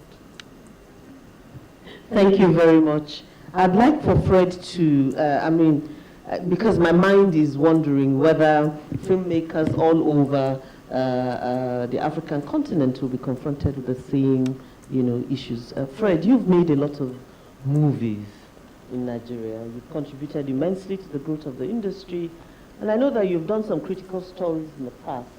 How does the facts, the reality of research, sometimes is it too uninteresting for you to do as a story? What do you do, Fred? My immediate response to that is that actually the research in itself, if it's properly done, the subject matter that is being researched is usually filled with sufficient logical progression to make an entertaining piece.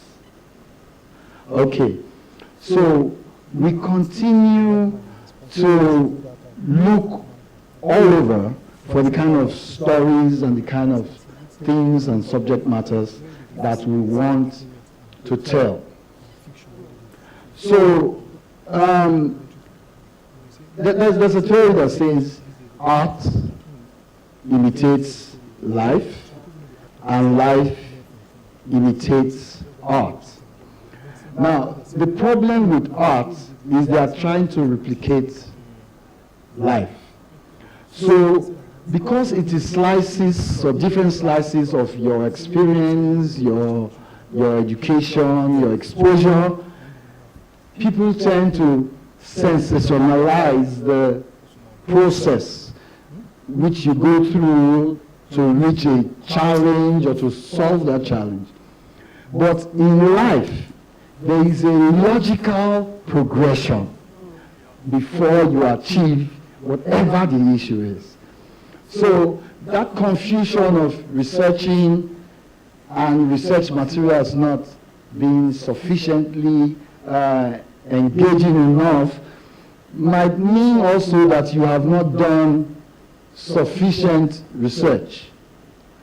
In this particular topic, documenting our past, I had a problem thinking, documenting our past, and I realized that, and the other part is projecting our future. I realized that indeed our art is documented. Our lives are always documented. It's not only by the audiovisual arts. The audiovisual arts might be the strongest expression, but picking up from Kepi's village theory of telling stories and the progressions till we get there, you see that there are so many things in the arts that actually document our past, or that have been documenting our past. From music, fine art, literature, film, they all, even news. So if you are going to tell the story, for instance, let me think of issue, maybe Rwanda. Now, if you're going to talk about the genocide in Rwanda, well, thank you, AYC, for taking me to Rwanda last year, because I didn't know a lot of what happened. But television, memorial, none of the memorial center depends on all these other things to actually recreate it. But the news, what was happening in the news then, what are the musicians singing about this? What are the essays they are writing about this? What different stories? What are the artists painting to reflect this? By the time you put all that together, you begin to get a picture of the actual incidents. And what I think filmmakers are trained to do is to see how to best link that is engaging. And once you can achieve that, you have told the story. And recently in Nigeria they did a little bit of story of the Madebo and Major Madebo. General he gives a story. And he's talking about the things that happened during that time. Now, there are so many other things, and this film just takes a slice of that and builds on it, similar to what the filmmaker did with, what's that Jesus Christ film? What's that film? The Passion of the Christ. So the Passion of the Christ takes 1 hour of everything, and you can document it, and you can put it together. But there's, I believe, always a lot of information already in existence. It is how to walk through together and gather this information and put it in proper sequence. I was eager that you should see the end of that film, and well, I mean, you have heard what I want to say next. But Bosse, Lekwansha's Bosse, captured part of documenting our past and projecting our future. When she looked at the lawyers, this is how lawyers should be dressed. This is the authentic way. But the filmmaker today, in trying to express that same thing, thinks that he needs to add the X so that, what's that here?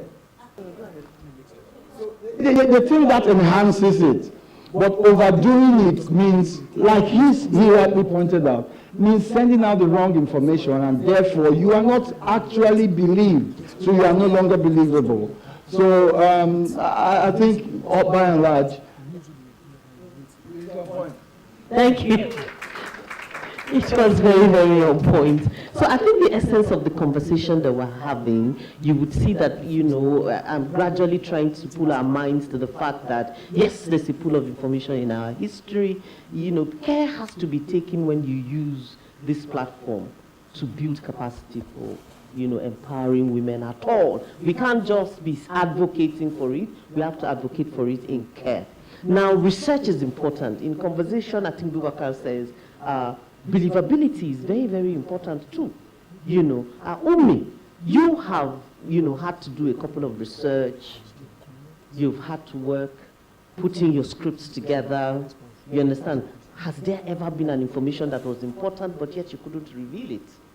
You understand? Because, again, we're looking at issues of sensibility. Who is it going to touch? How is it going to affect the other person? Who do you want the favor from? Has that been an issue for you? All right, thank you very much. So for me, I actually generally became a filmmaker because I wanted to tell, some stories that were missing, in the mainstream. I wanted stories of women to be, properly documented. And in doing so, everything is relevant. But, there are certain things that I have to take in mind when I'm telling stories of women, because I want a particular kind of discussion of empowerment, of enlightenment, of, giving women their glory. I don't want, my films to be a source of condemning women. I don't want my films to be a source of, that's how women are. Women don't support women and things like that. My sole purpose is to show the gaps, as far as women are concerned. And, for me, it's more about documenting the present, so that in the future, stories of women can be more. Let me give you an example. In the Niger Delta, with insecurity, the militants, and after some time, the government of Yar'Adua gave amnesty to militant groups, but not a single woman was given amnesty. And then when you look and you research the issues in the Niger Delta, the women are the biggest, people who bear the biggest burdens, because they are the ones who farm. The oil, affects the land. They are the ones who fetch water. They enter canoe, they go all the way, far to fetch water from the bucket into the canoe and come back. The men, they don't even suffer the consequences of the oil in the Niger Delta as much as the women do.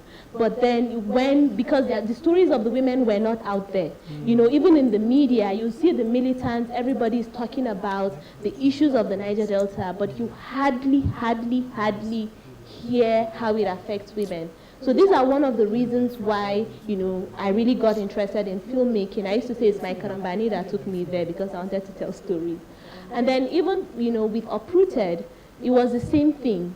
The Boko Haram conflict, you hear about it all over the news, about what is going on. People are dying, people are killing, people are getting killed, women are being abducted. Women are being portrayed as victims. When they portray women at all is, the Chibok girls or the women that have been abducted. But in my experience, I have seen that, because of the Boko Haram conflict, women actually stood up, they became leaders in their communities. The men ran away and left the women with children. The women gathered their children, they brought their children home. They made sure their children were safe before they even left their communities. The men did not look for the children. And I wanted these stories to come out. I wanted the stories of the women who actually helped the men to escape.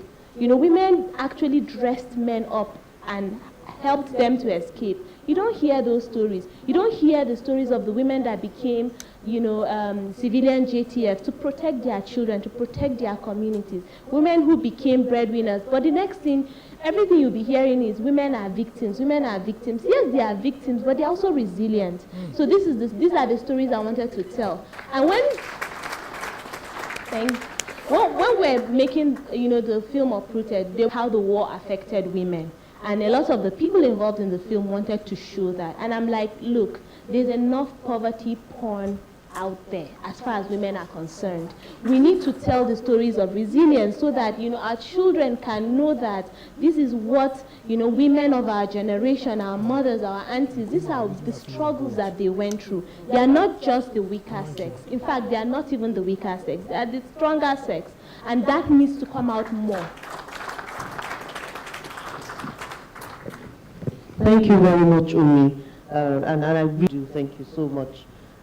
In the face of the conversation we're having, I think we have established the fact that, women's stories are undertold, completely, seriously undertold across Africa, and then we need to be able to put in that human effort, which I think this is what a conference like this does for us. Decisions that we make from here, what can I do as an individual, to make a difference, especially on the practitioner side. I'm going to come back to you, Miriam Macaulay. Miriam Macaulay you are an Oscar nominee. Please give a big round of applause to that. Which means that you are a flag bearer, for Africa, really. Yeah, for the continent. And then, coupled with that, you are a human rights activist. And then, of course, your profession as a radio personality and all of that. For me, when we zero it down to people who are holding this instrument, who are holding this machine, what do we do? What can we do? What's your advice? How do we as individuals get involved in it? Our stories are undertold. You know, how can women help other women by telling these stories? Thank you. Thank you so much. I think that's a very important question, and this is what we ask ourselves every day, especially us women who are in the industry. And I believe the reason why our stories are undertold is because we as women are not taking the front line in movie productions. Men are dominating it, and of course men will tell the stories how it is comfortable for them. If we have more of her writing stories and producing, it's going to bring in a lot of changes. And I think that is happening now, especially when we look into the future and moving forward in the creative art. We see women now who are writing and producing and directing. We don't just want to be the people who are standing there and acting or taking up lead roles in movies. We should sit down and take the pen and write stories that are affecting us, because we know how it feels. We know where we come from, and we know how we want those stories to be told. Sometimes, you know, the producers just look for markets and ways to sell their products. They don't really care about how the story is going to be told properly. So I think the more women we have in the front line of productions is going to change the narratives of how these stories are going to be told. Recently, the latest movie that I was featured in, produced by Rebel Vision and STS Pictures, including myself, my company, Studio 411, we did a short movie called Mbibit. Mbibit means desire in our local language in Wolof, and it's on child marriage. And we also included the importance of girls' education in our own traditional way, how child marriage really affects young women. And the story was told differently, and we did the movie deliberately in Wolof, in our local language, so that people can relate to the story. And the people in the communities can also understand what the issue is, and you know, how women don't have a voice in the house when it comes to decision making for their children. Most of the time, it's the men who will come and say, okay, I want my child to be married off to this particular man, and that's it. There is no going back. He is the head of the family, has made a decision, and that's it. True, we are still advocating for women to have a say in the household, but it's not happening for everyone in all households, in all communities. Some women are still struggling to have a voice in their homes. So this movie really affected so many women, and it also affected so many men in that sense that they did learn something from that production, because they can relate to the story. And they saw the effect that it had on the child that they had to force out of school, to marry her off, and she ended up dying because of childbirth.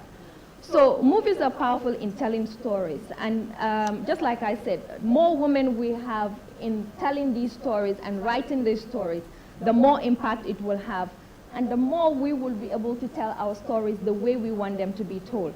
And there are certain stories that we have, especially when it comes to our culture.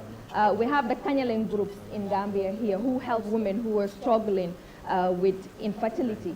And this is not a story that is commonly shared on the media. These women are very powerful in our society. Women are able to go to them, to talk to them, to help them find solutions to have children. And they're able to do rituals for them and pray for them or bath them and give them confidence and still assure them that they are not any less of a woman just because they cannot have children. These conversations are helping those women to go back to their homes and not give up on themselves and not give up on trying to have children as well. But those stories are not put out there yet. And, you know, if we have women tell those stories, it's in fact going to be more powerful than a man producing that movie, because they might not know the right procedure to take in making that story stand out. So that is why it is important to also encourage women not just to take up roles as characters in movies, but also take up the leadership in productions and making of those movies.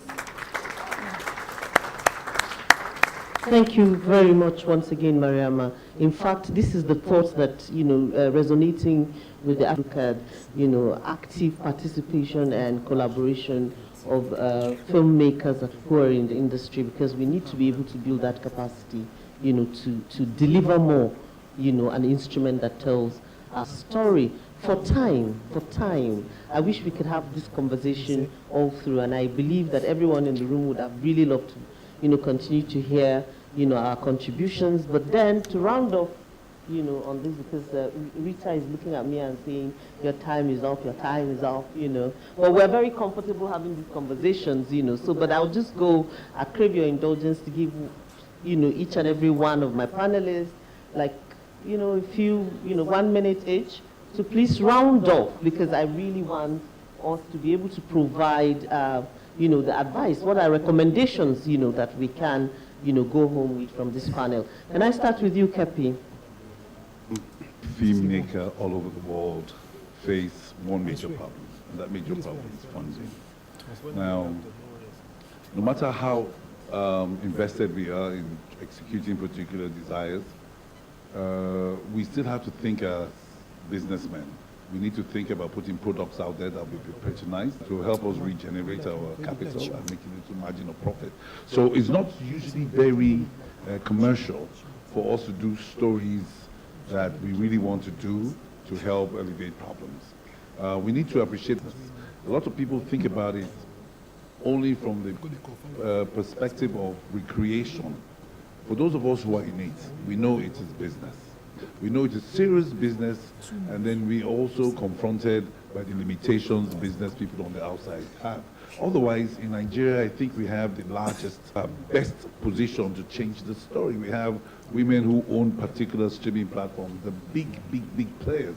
But these stories are not being told because of the limitations.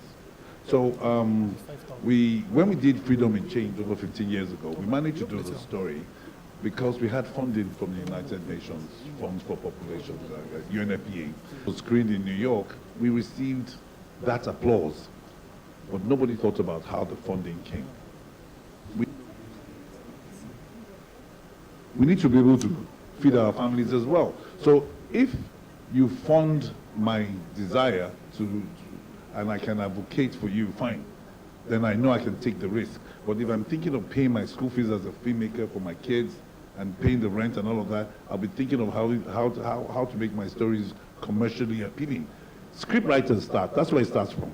It starts from script writers. They become very hypnotic in their approach. So we're deliberately trying to recruit, trying to take them to the destination we want them to. Nobody wants to go back home and then turn on your television and see woman being beaten. No. I'd rather come back home, turn on my television, and see a man in the beer parlor say, oh boy, how your day? And that's it for us, because we want something that is totally, radically different from what will confront our sensibilities. You understand? So we should look at that. Yes, Cash, let me just leave that. Let me leave it as funding because it's major. Yeah. Thank you very much. I'm sorry about it. I think when you touch the mic here, it goes off over there. I didn't mean to cut you off. Thank you. And I did give you 1 minute. Okay, so I'm going to be very strict about my 1 minute for panelists. For just to round off, Fred, I'd go with you. I think I would just like to go straight to the fact that I have come to understand in my, let me not say how many years of practice, that actually the greatest storytellers, the greatest filmmakers in the world should be women. Everywhere. The truth that if you look at the consumption of film in the world, women are the most, women rate highly. And luckily for us in Nigeria today, and Kepi has referred to it, there are a lot of women who are in positions to be able to affect change using projecting the future. And as for the African Women's Conference, I sit down here and in 2 days I've seen I can emanate from even those of us who are here.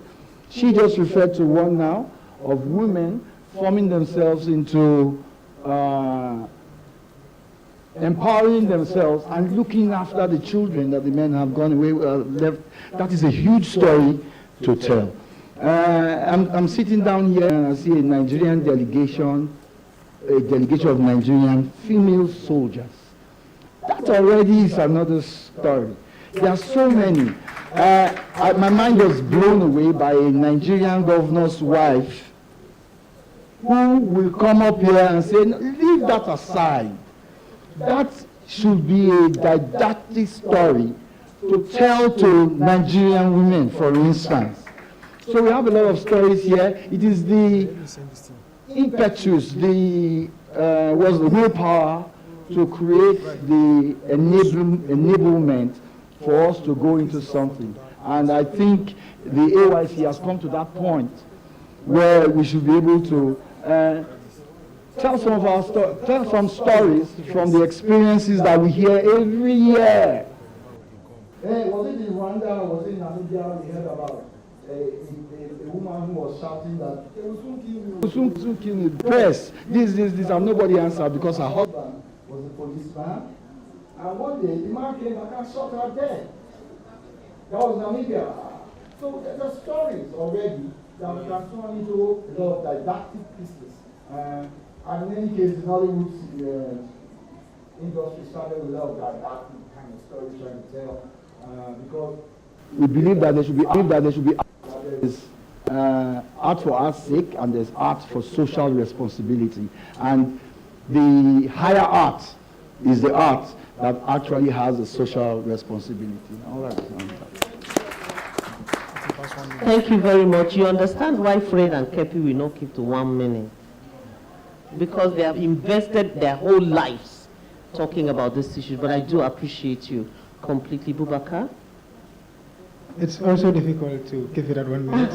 So what we are going to do is, for the final word, I think I've learned some things from each of these things, and just things that stood out for me. See, he mentioned something is, these films that we are talking about here, they confront our sensibilities. And that is the core reason why this session is important, the arts. She said we should involve artists. I don't think it is we should involve artists, we should involve women. I think the continuation of this course is only through arts that will get us there.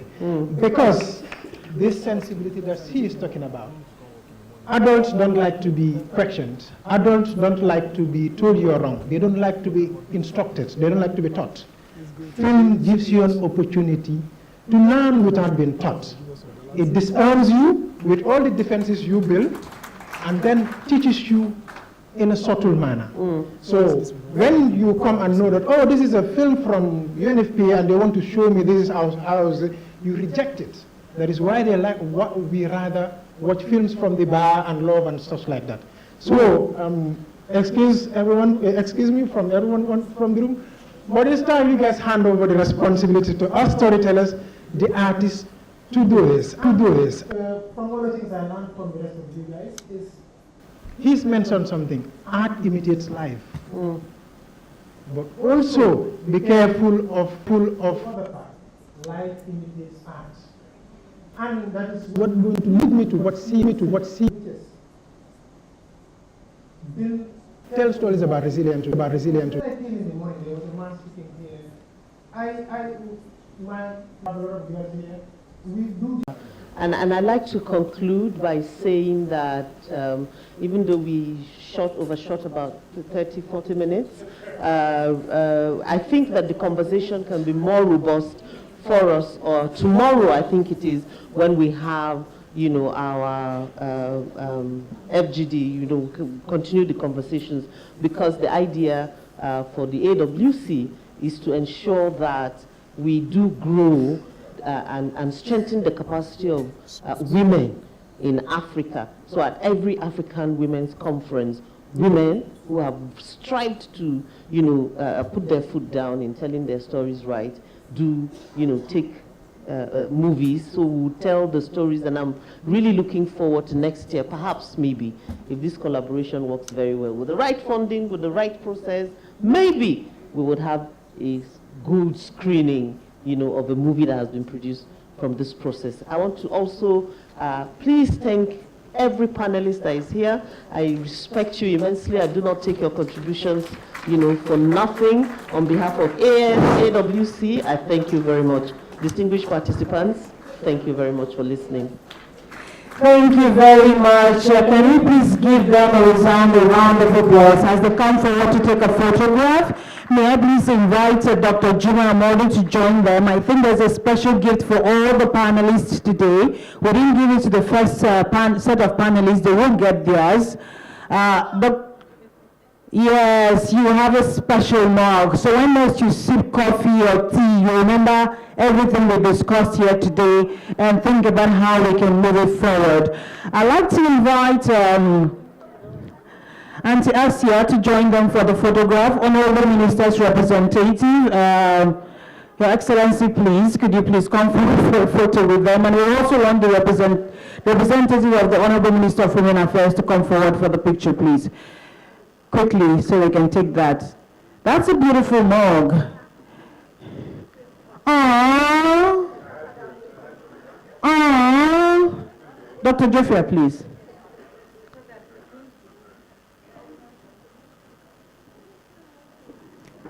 Thank you very much.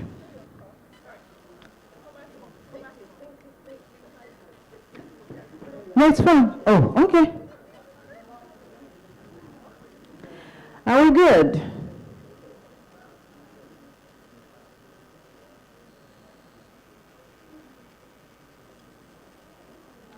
Are we good? Thank you very much. Can we give them a round of applause again? Antarika, thank you very much. You did fantastic with the time. I have a challenge keeping up with that. And I'm actually handing the mic over to you. Rather than two. Okay, then over to you, Rita. For me, I'm not sure whether you will hear what we're saying. That means we're moving to your panel. Now, yes. That's what we're doing now. And in the meantime, just some housekeeping. Tomorrow's gala night is happening here, not at the African Princess Hotel. It's happening here in this venue. That's where it's happening. Ma? No, I thought it's our panel that you called so that we don't get now. The escalating. No, we're not leaving. No, we're not leaving. But I think escalating. Ma has a TV appointment. Let's go ahead. Oh, okay. Because it was supposed to be done. So let's do it earlier. No. Do it now.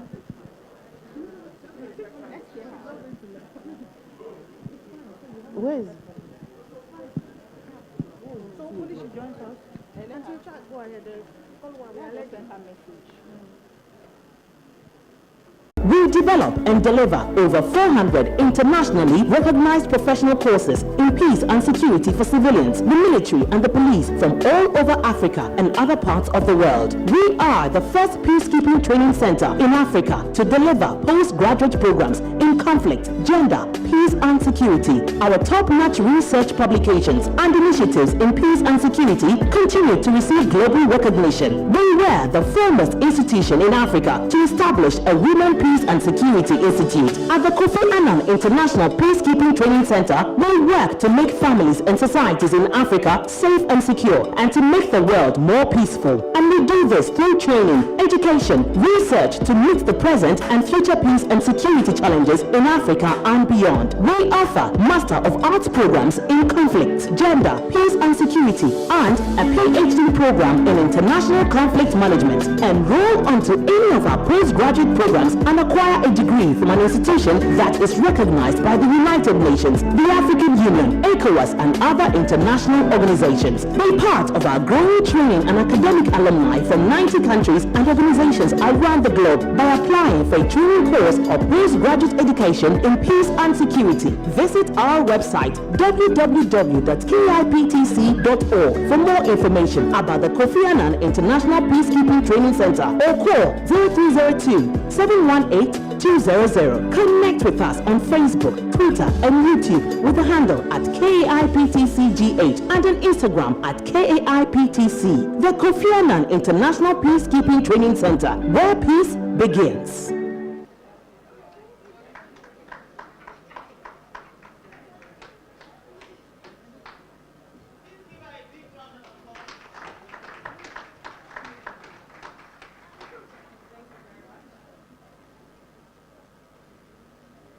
Hello, thank you very much. Your Excellencies, ladies and gentlemen, allow me to stand on existing protocol and bring you Greetings from the Kofi Annan International Peacekeeping Training Center. On behalf of the executive management of the Kofi Annan Center and 3 other colleagues of mine who are here represented, we bring you greetings from Accra, Ghana, and I think it's just right in order to appreciate or express appreciation to the conveners of this African Women Conference for the very excellent work that is actually being done right here in this room.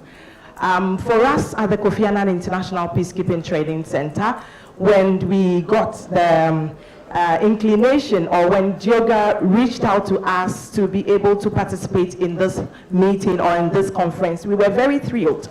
Very thrilled because of the theme of the conference, and we think that this is a very important conference that is very useful and provides a platform for women, girls, and of course powerful men who support women to be able to have their own space, speak about issues of great concern, issues of interest, as much as issues of sustainable development on the continent. And I congratulate the conveners of this very important meeting.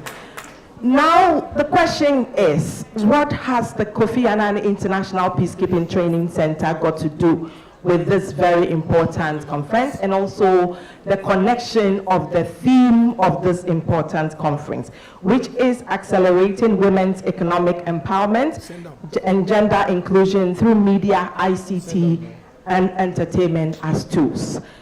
Ladies and gentlemen, I think you would agree with me that economic empowerment of women cannot thrive where there is no peace and where there is no security. And I think that this is an important component of what we do at the Kofi Annan International Peacekeeping Training Center. The center is actually a center of excellence located in Accra, Ghana.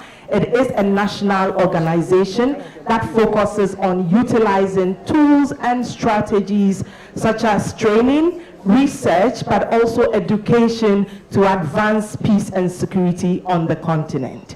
And this center is actually a center of excellence that provides and promotes the opportunity to foster peace and security on the continent. We utilize globally recognized trainings to actually advance and foster peace and unity. We conduct trainings in different forms and different types, related to conflict prevention, in issues related to peace and security resolution mechanisms. And we actually publish these programs on our website. In most cases, we actually entreat and employ you to actually look out for this, because there are instances where there are scholarships for this, and for that matter, you can take advantage of this. Now, my call actually is importantly that women should be able to take good advantage of these opportunities, because we believe in the deeds and the works of the man whose name we have on the organization. The late His Excellency Kofi Annan was a global icon as we know it. He was an advocate for peace and security globally. And as much as possible, as he has once said, that there is no peace without development, and there is no development without peace, and there will be neither of them without human rights. Kofi Annan, His Excellency, the late Kofi Annan, is also a gender advocate. He's actually a women's empowerment believer, and he's actually pushed the women empowerment agenda as many times as possible. And by us being named after him, we believe in his values as a center. And of course, it is important that we express this in different forms. As part of that, the center has a Women, Peace and Security Institute. And that institute is an institute that we utilize to promote women, peace and security agenda. Conflict on the continent affects women more. Women, you will agree with me that evidence and research has shown that women bear the brunt of conflict more and more than men. They are the ones who are constantly looking out for grappling and organizing themselves, putting things together for kids, even in the midst of conflict, thinking of what the kids and even the husbands and families will eat along the way when they're running and finding safe spaces. And that is important for us to espouse, utilizing the Women, Peace and Security Institute to promote inclusion, participation and the role of women in the peace and security agenda. Although women bear the brunt most, they are missing. They are not included in peace processes and engaging on peace processes. So on this note, allow me to congratulate the conveners of this meeting, but I will also urge us to ensure, looking at the theme and saying that or indicating that we are using tools such as media, ICT, as well as entertainment to facilitate or accelerate economic empowerment for the woman. I think it's important to establish that if we use these tools positively, it actually will de-escalate conflict. But if we use them negatively, it will escalate conflict. And on this note, allow me to conclude and leave you with the quotation of His Excellency, the late Kofi Annan himself, who once said that there is no tool for development more effective than the empowerment of women. He also said that when women are empowered, society is better advanced, and that more people benefit, but also more importantly, the next generation gets a better start up upon the empowerment of women. So once again, thank you for the opportunity. I congratulate all of us, and more importantly for the conveners of this very important conference. We salute you. Thank you. Thank you very much. Thank you. Okay. Is it just you or are the others joining you for the picture? All right. And we are moving straight to the next session. I think I'm a part of the picture already, and I can go ahead and invite everyone while we are talking. This is the last session for today, after which we'll have our interactive session. This panel has okay, let me stop talking.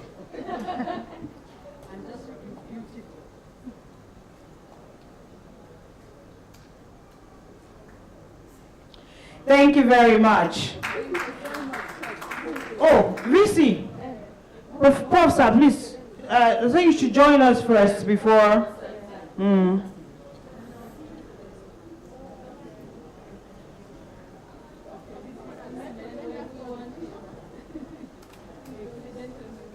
Okay, I think we do it here.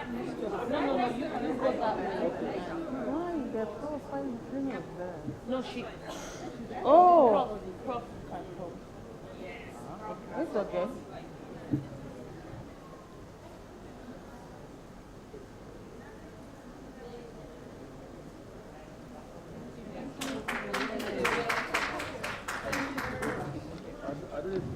Yes, please. And Anastasia, please, I think you should just stay, please, ma'am. Please just stay. Your panel session is next. Okay, you need to get your writing tools. De-escalating conflicts in Africa using ICT, media, and entertainment as a tool.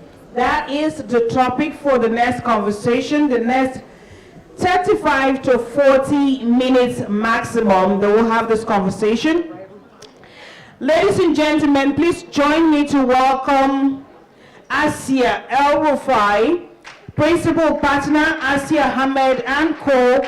and Company, and she's also the CEO, Ma'am and Marshall Foundation. She is the chairperson for this panel. Ma, you're welcome. I will not say Her Excellency. No, I didn't say it. The co-chair, Fatim Badije is the Badje, thank you for me, is the CEO, Ace Communication Executive, Ace as well. She's also the co-chairperson. Can we put our hands together for her? I love your outfit, by the way. It's gorgeous.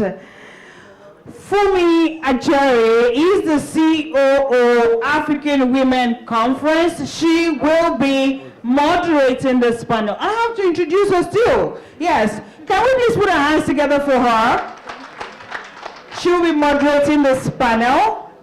And also joining this panel, we have Colonel T.A. Akimbo, the Chief of Staff, Nigerian Army Women Corps. I salute. Welcome, ma'am.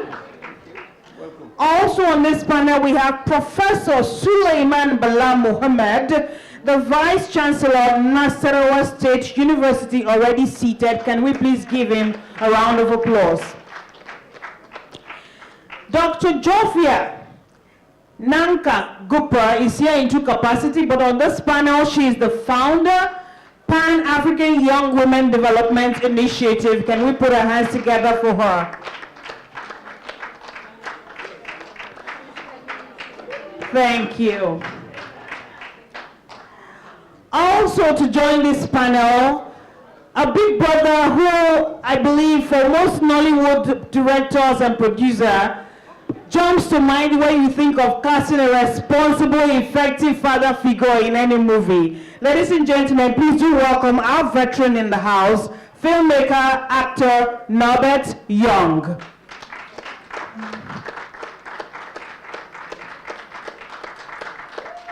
The panel is loaded. It is loaded. Ndi Awa Mbai is the hip-hop artist and activist, is also in the building. Are you here? Mbai, where are you? Oh, go ahead. Let's give a round of applause. Well done, you. We also have Kristen Sidek. Oh, my goodness. Kristen Sideke. Good. She is the Vice President, United Nations Association at Ethiopia Hawassa University Chapter. Welcome. Welcome. I think we need one more seat. This is like by far the largest panel we've gotten at this point. I'm going to hand the microphone over to Fumi, who will be moderating this session. Fumi, I don't know how you're going to do it. 35 minutes looks like forever, but I'm going to trust you to be able to manage the time. Over to you, Fumi. Oh, we can put this. We'll take it out. We'll take out the podium. We have to remove the podium. We have to take the podium off. Spoke of the different companies. Now we're putting all that together. What is our topic here?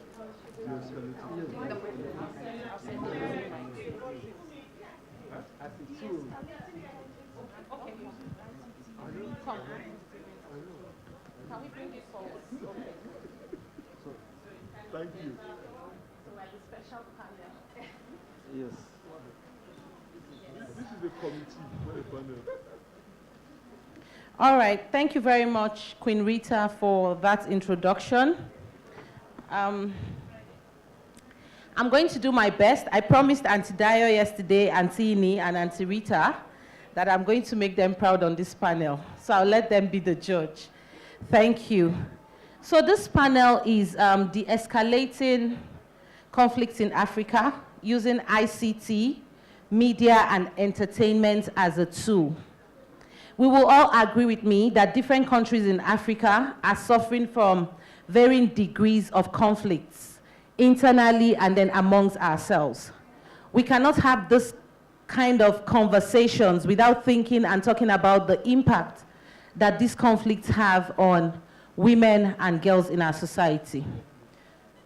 Our time is fast spent, and every one of us on this panel have agreed that we'll just go straight to the point and make it very fast. So to start, I'd like to ask the chairperson of the panel to just make her opening remarks and her comments on the theme of discussion. Thank you, Auntie Asia Erufai. Thank you very much. Conflicts are all abound everywhere. In families, in offices, in communities, in societies, in countries, across countries. And one of the most important things to remember is that conflicts need not escalate. If we have the right tools to utilize, sometimes you would understand that things are very simple, but because we allow them, they escalate to conflict. Sometimes it's a basic misunderstanding. And so today we want to explore the role of media in the escalating media, ICT, in the escalating conflicts. I'll say quickly that the various things that media has done for us is that sometimes it helps in identifying and mapping conflicts before they escalate. When we map out things, we are able to know what to put there in order to douse the tension. Media helps in countering hate speech, because sometimes people use media to voice out hate speech. Nigeria is a common example where we have conflicts between the Muslims and the Christians, when in reality there is no conflict. We all worship the same God. How I worship him is different from how you worship him, but that doesn't say that your worship is wrong or mine is wrong. So, when we use media, normally what I say is that when people write that the Muslims I counter are human beings. When people say the Christians have done this, I said the Muslims understood it because they believe in Jesus, we believe in Jesus. And this is the way I've been able to work with people that are of different religions to actually fight for a common cause. I'll leave it this way. We'll continue the conversation. Okay, thank you very much. From what Auntie Asia has said, we can see that in most situations, there is actually no conflict. The theme, the topic, the theme that everybody focuses on is the content that is put out there by the media. The media comes to say, oh, in Nigeria, there is a war or there is a conflict going on between Christians and the Muslims. And like she rightly said, in reality, there is none. I'd like to ask Fatim Badije, as a media executive, you own a media house, you direct the activities of your reporters, I believe. Would you like to share with us, we have all agreed that you have a huge role to play in conflict situations. Would you like to share with us the factors that influence and determine your style of coverage, or the style of reportage that you give, or the content and the news that you put out there when there is a conflict situation? Thank you very much. I would like to just say that I don't own a media house, actually. Yes, I run a communications company for the past 13 years. I'm a communication strategist, an expert, if you would like to say. My background is in communications and also in ICT. In a matter of fact, this topic is so up in my alley that I actually studied ICT for development. And so when I saw this topic, I was very excited to share my experience as predominantly coming from the Gambia. You know, I think generally in Africa, it would be correct to say that Africa has been overwhelmed with a lot of conflicts due to governance instability that has been happening and other civil conflicts and fights that has been happening. But over the years that we've seen the penetration of ICT, whether through mobile telephony or TV and other radio stations digitally and the likes, it's allowed people to really be aware of circumstances that are happening. And by the awareness, also media houses has been able to respond with programs, and partner organizations have been able to come up with campaigns. And this is all through which really has been taken up by most media houses, ICT technology tools. There's so many examples. There are many countries where, for example, peace is being restored, like Gambia. We had a peaceful election because we had a database tool that will monitor areas that they were having conflicts, and people could actually send in information or pictures on places that were having some kind of dubious behavior. And because of this awareness, you know, it was able to allow the observers to really ensure that there's a peaceful elections. That's just one example. Another example we can look at with ICT and media is doing is the amount of aid that is coming today to Africa to help de-escalate conflicts around the world. You know, you may have one conflict or issue in one place, and because information is out there, it's actually allowing donors to respond to it and able to know. For example, if you look at the case of South Sudan and North Sudan, you can see that the UN can easily use their mapping system to know where conflicts are constantly happening, and as a result, what kind of aid they can they can send over there. I think Ethiopia is here. They know exactly what ICT and media is also doing in that way, whereby you no longer depend on a person telling you information, but you can use these tools, these monitoring systems, this database. You can use different kind of technology to communicate and get information, and these are all things that is helping Africa de-escalate.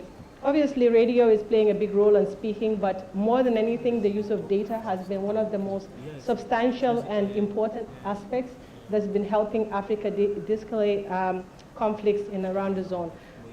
So in my part, as a PR company, a communication company, what we do is we help organizations reach out to communities. So for example, we have issues of illegal migration, and sometimes deportation issues come in as an issue. Not very big compared to many African countries, right? But still, we play a role in helping them understand the local context and how to communicate better. I hope that helps. That helps. Thank you.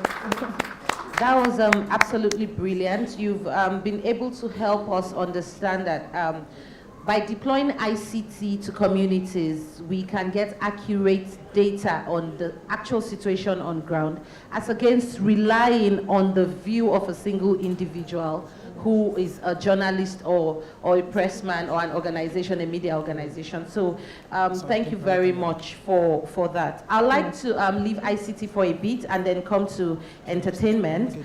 And I would like Uncle Norbert Young to share with us, as a veteran. We've been privileged to watch one of the movies you have been a part of just this morning, being able to tell stories the way you see it. We see a lot of the content that comes out of Africa. Particularly, let me use the example of a conversation I had with the chef at the hotel I'm staying with. So when I went out for breakfast a few days ago, he just said, "Oh, why you like taking this? You like taking everything African." They had a herb tea they were taking. I said, "Whatever it is not killing you. It's not going to kill me. You're Gambian, you're taking it. I'm Nigerian, I will take it." So we got into that conversation, and he said, a big man from your country came. He owns a very big hotel. And he says, "Come to my country." He came straight to the hotel, asked for my name, and said, "Come to my country," because somebody had been here and recommended me to him. He wanted me to be a chef in his restaurant. And I did not take that offer. I'm like, "You did not take the offer to come. Why?" And he said, "Oh, no. Too many bad things I see in Nollywood. I can't." And I'm like, wow. Don't worry, I know the people in Nollywood, I will talk to them about it. Sir, do you think that the people in the entertainment industry, do they understand the impact of the stories that they put out there? Are all of these stories true? Or sometimes when you push out story that comes from your imagination, is there a way that you can help people understand that this is fiction as against fact and reality? And when you also portray the killings and the Muslims, because I'm going to just base this conversation on that. When you portray the Muslims killing the Christians or the Christians killing the Muslims, do the entertainers actually think of the impact they have on the conflict narrative? And if they do, how do you think we can reach out and stop people? Because some of these conflicts, some of these productions actually make the situation worse. Yeah. Can we have your view on that, sir? Yeah. I don't have a microphone. Tragedies. By the way, tragedy means cry of a goat.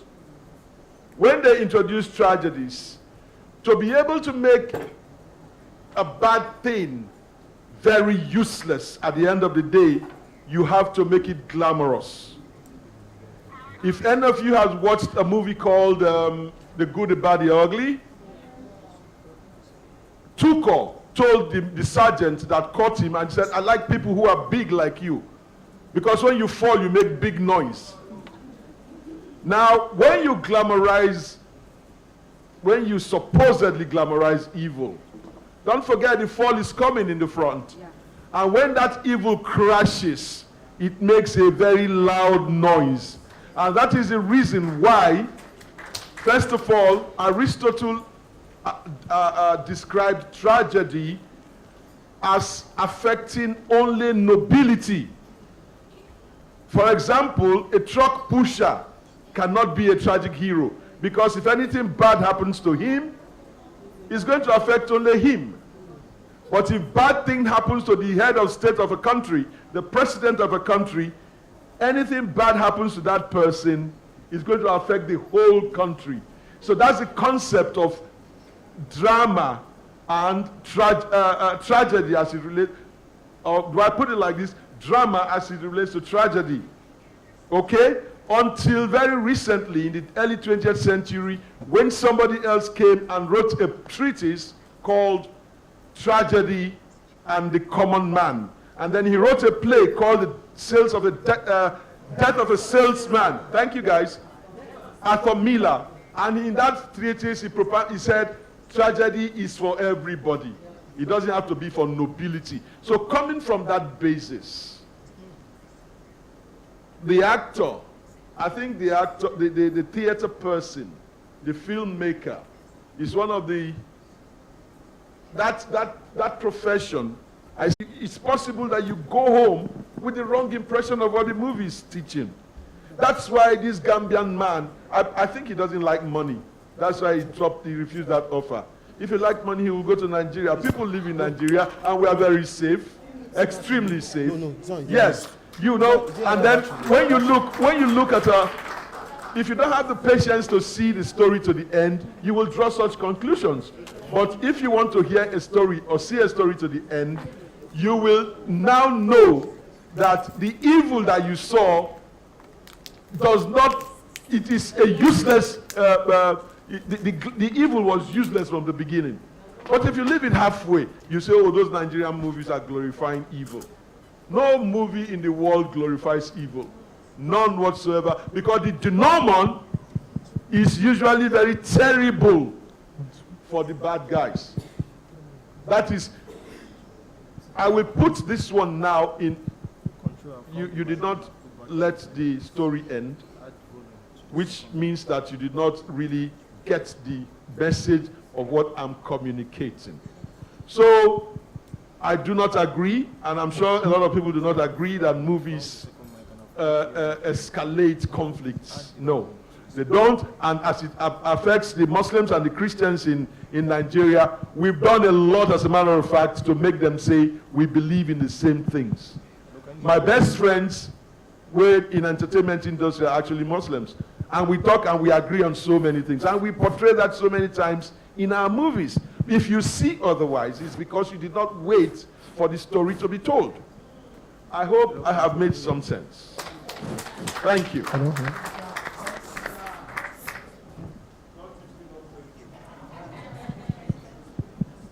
Thank you very much. We will probably come back to that if time permits us. But then I'd like to talk about the unprecedented access that we have to the media now, especially talking about the social media. Millions and millions of content are pushed out there every day. And we are the same people who are asking that it's our freedom to expression, our freedom to sharing our opinions is a fundamental human right. And now we have TikTok, we have Facebook, we have all of the tubes, we have everything. We have people making money from these platforms at the expense of the peace and security of the country. Now, every responsible government understands that they need to have regulations. I'll use the example of Nigeria. There was a bill that they were going to pass at the National Assembly. And everybody was saying, oh, the social media bill, oh, the social media bill. These people got into power because they used the social media bill. Now they want to gag us. And one day, sincerely, I was taking that opinion, and my husband said, chill, have you read the bill? Have you read the proposed bill?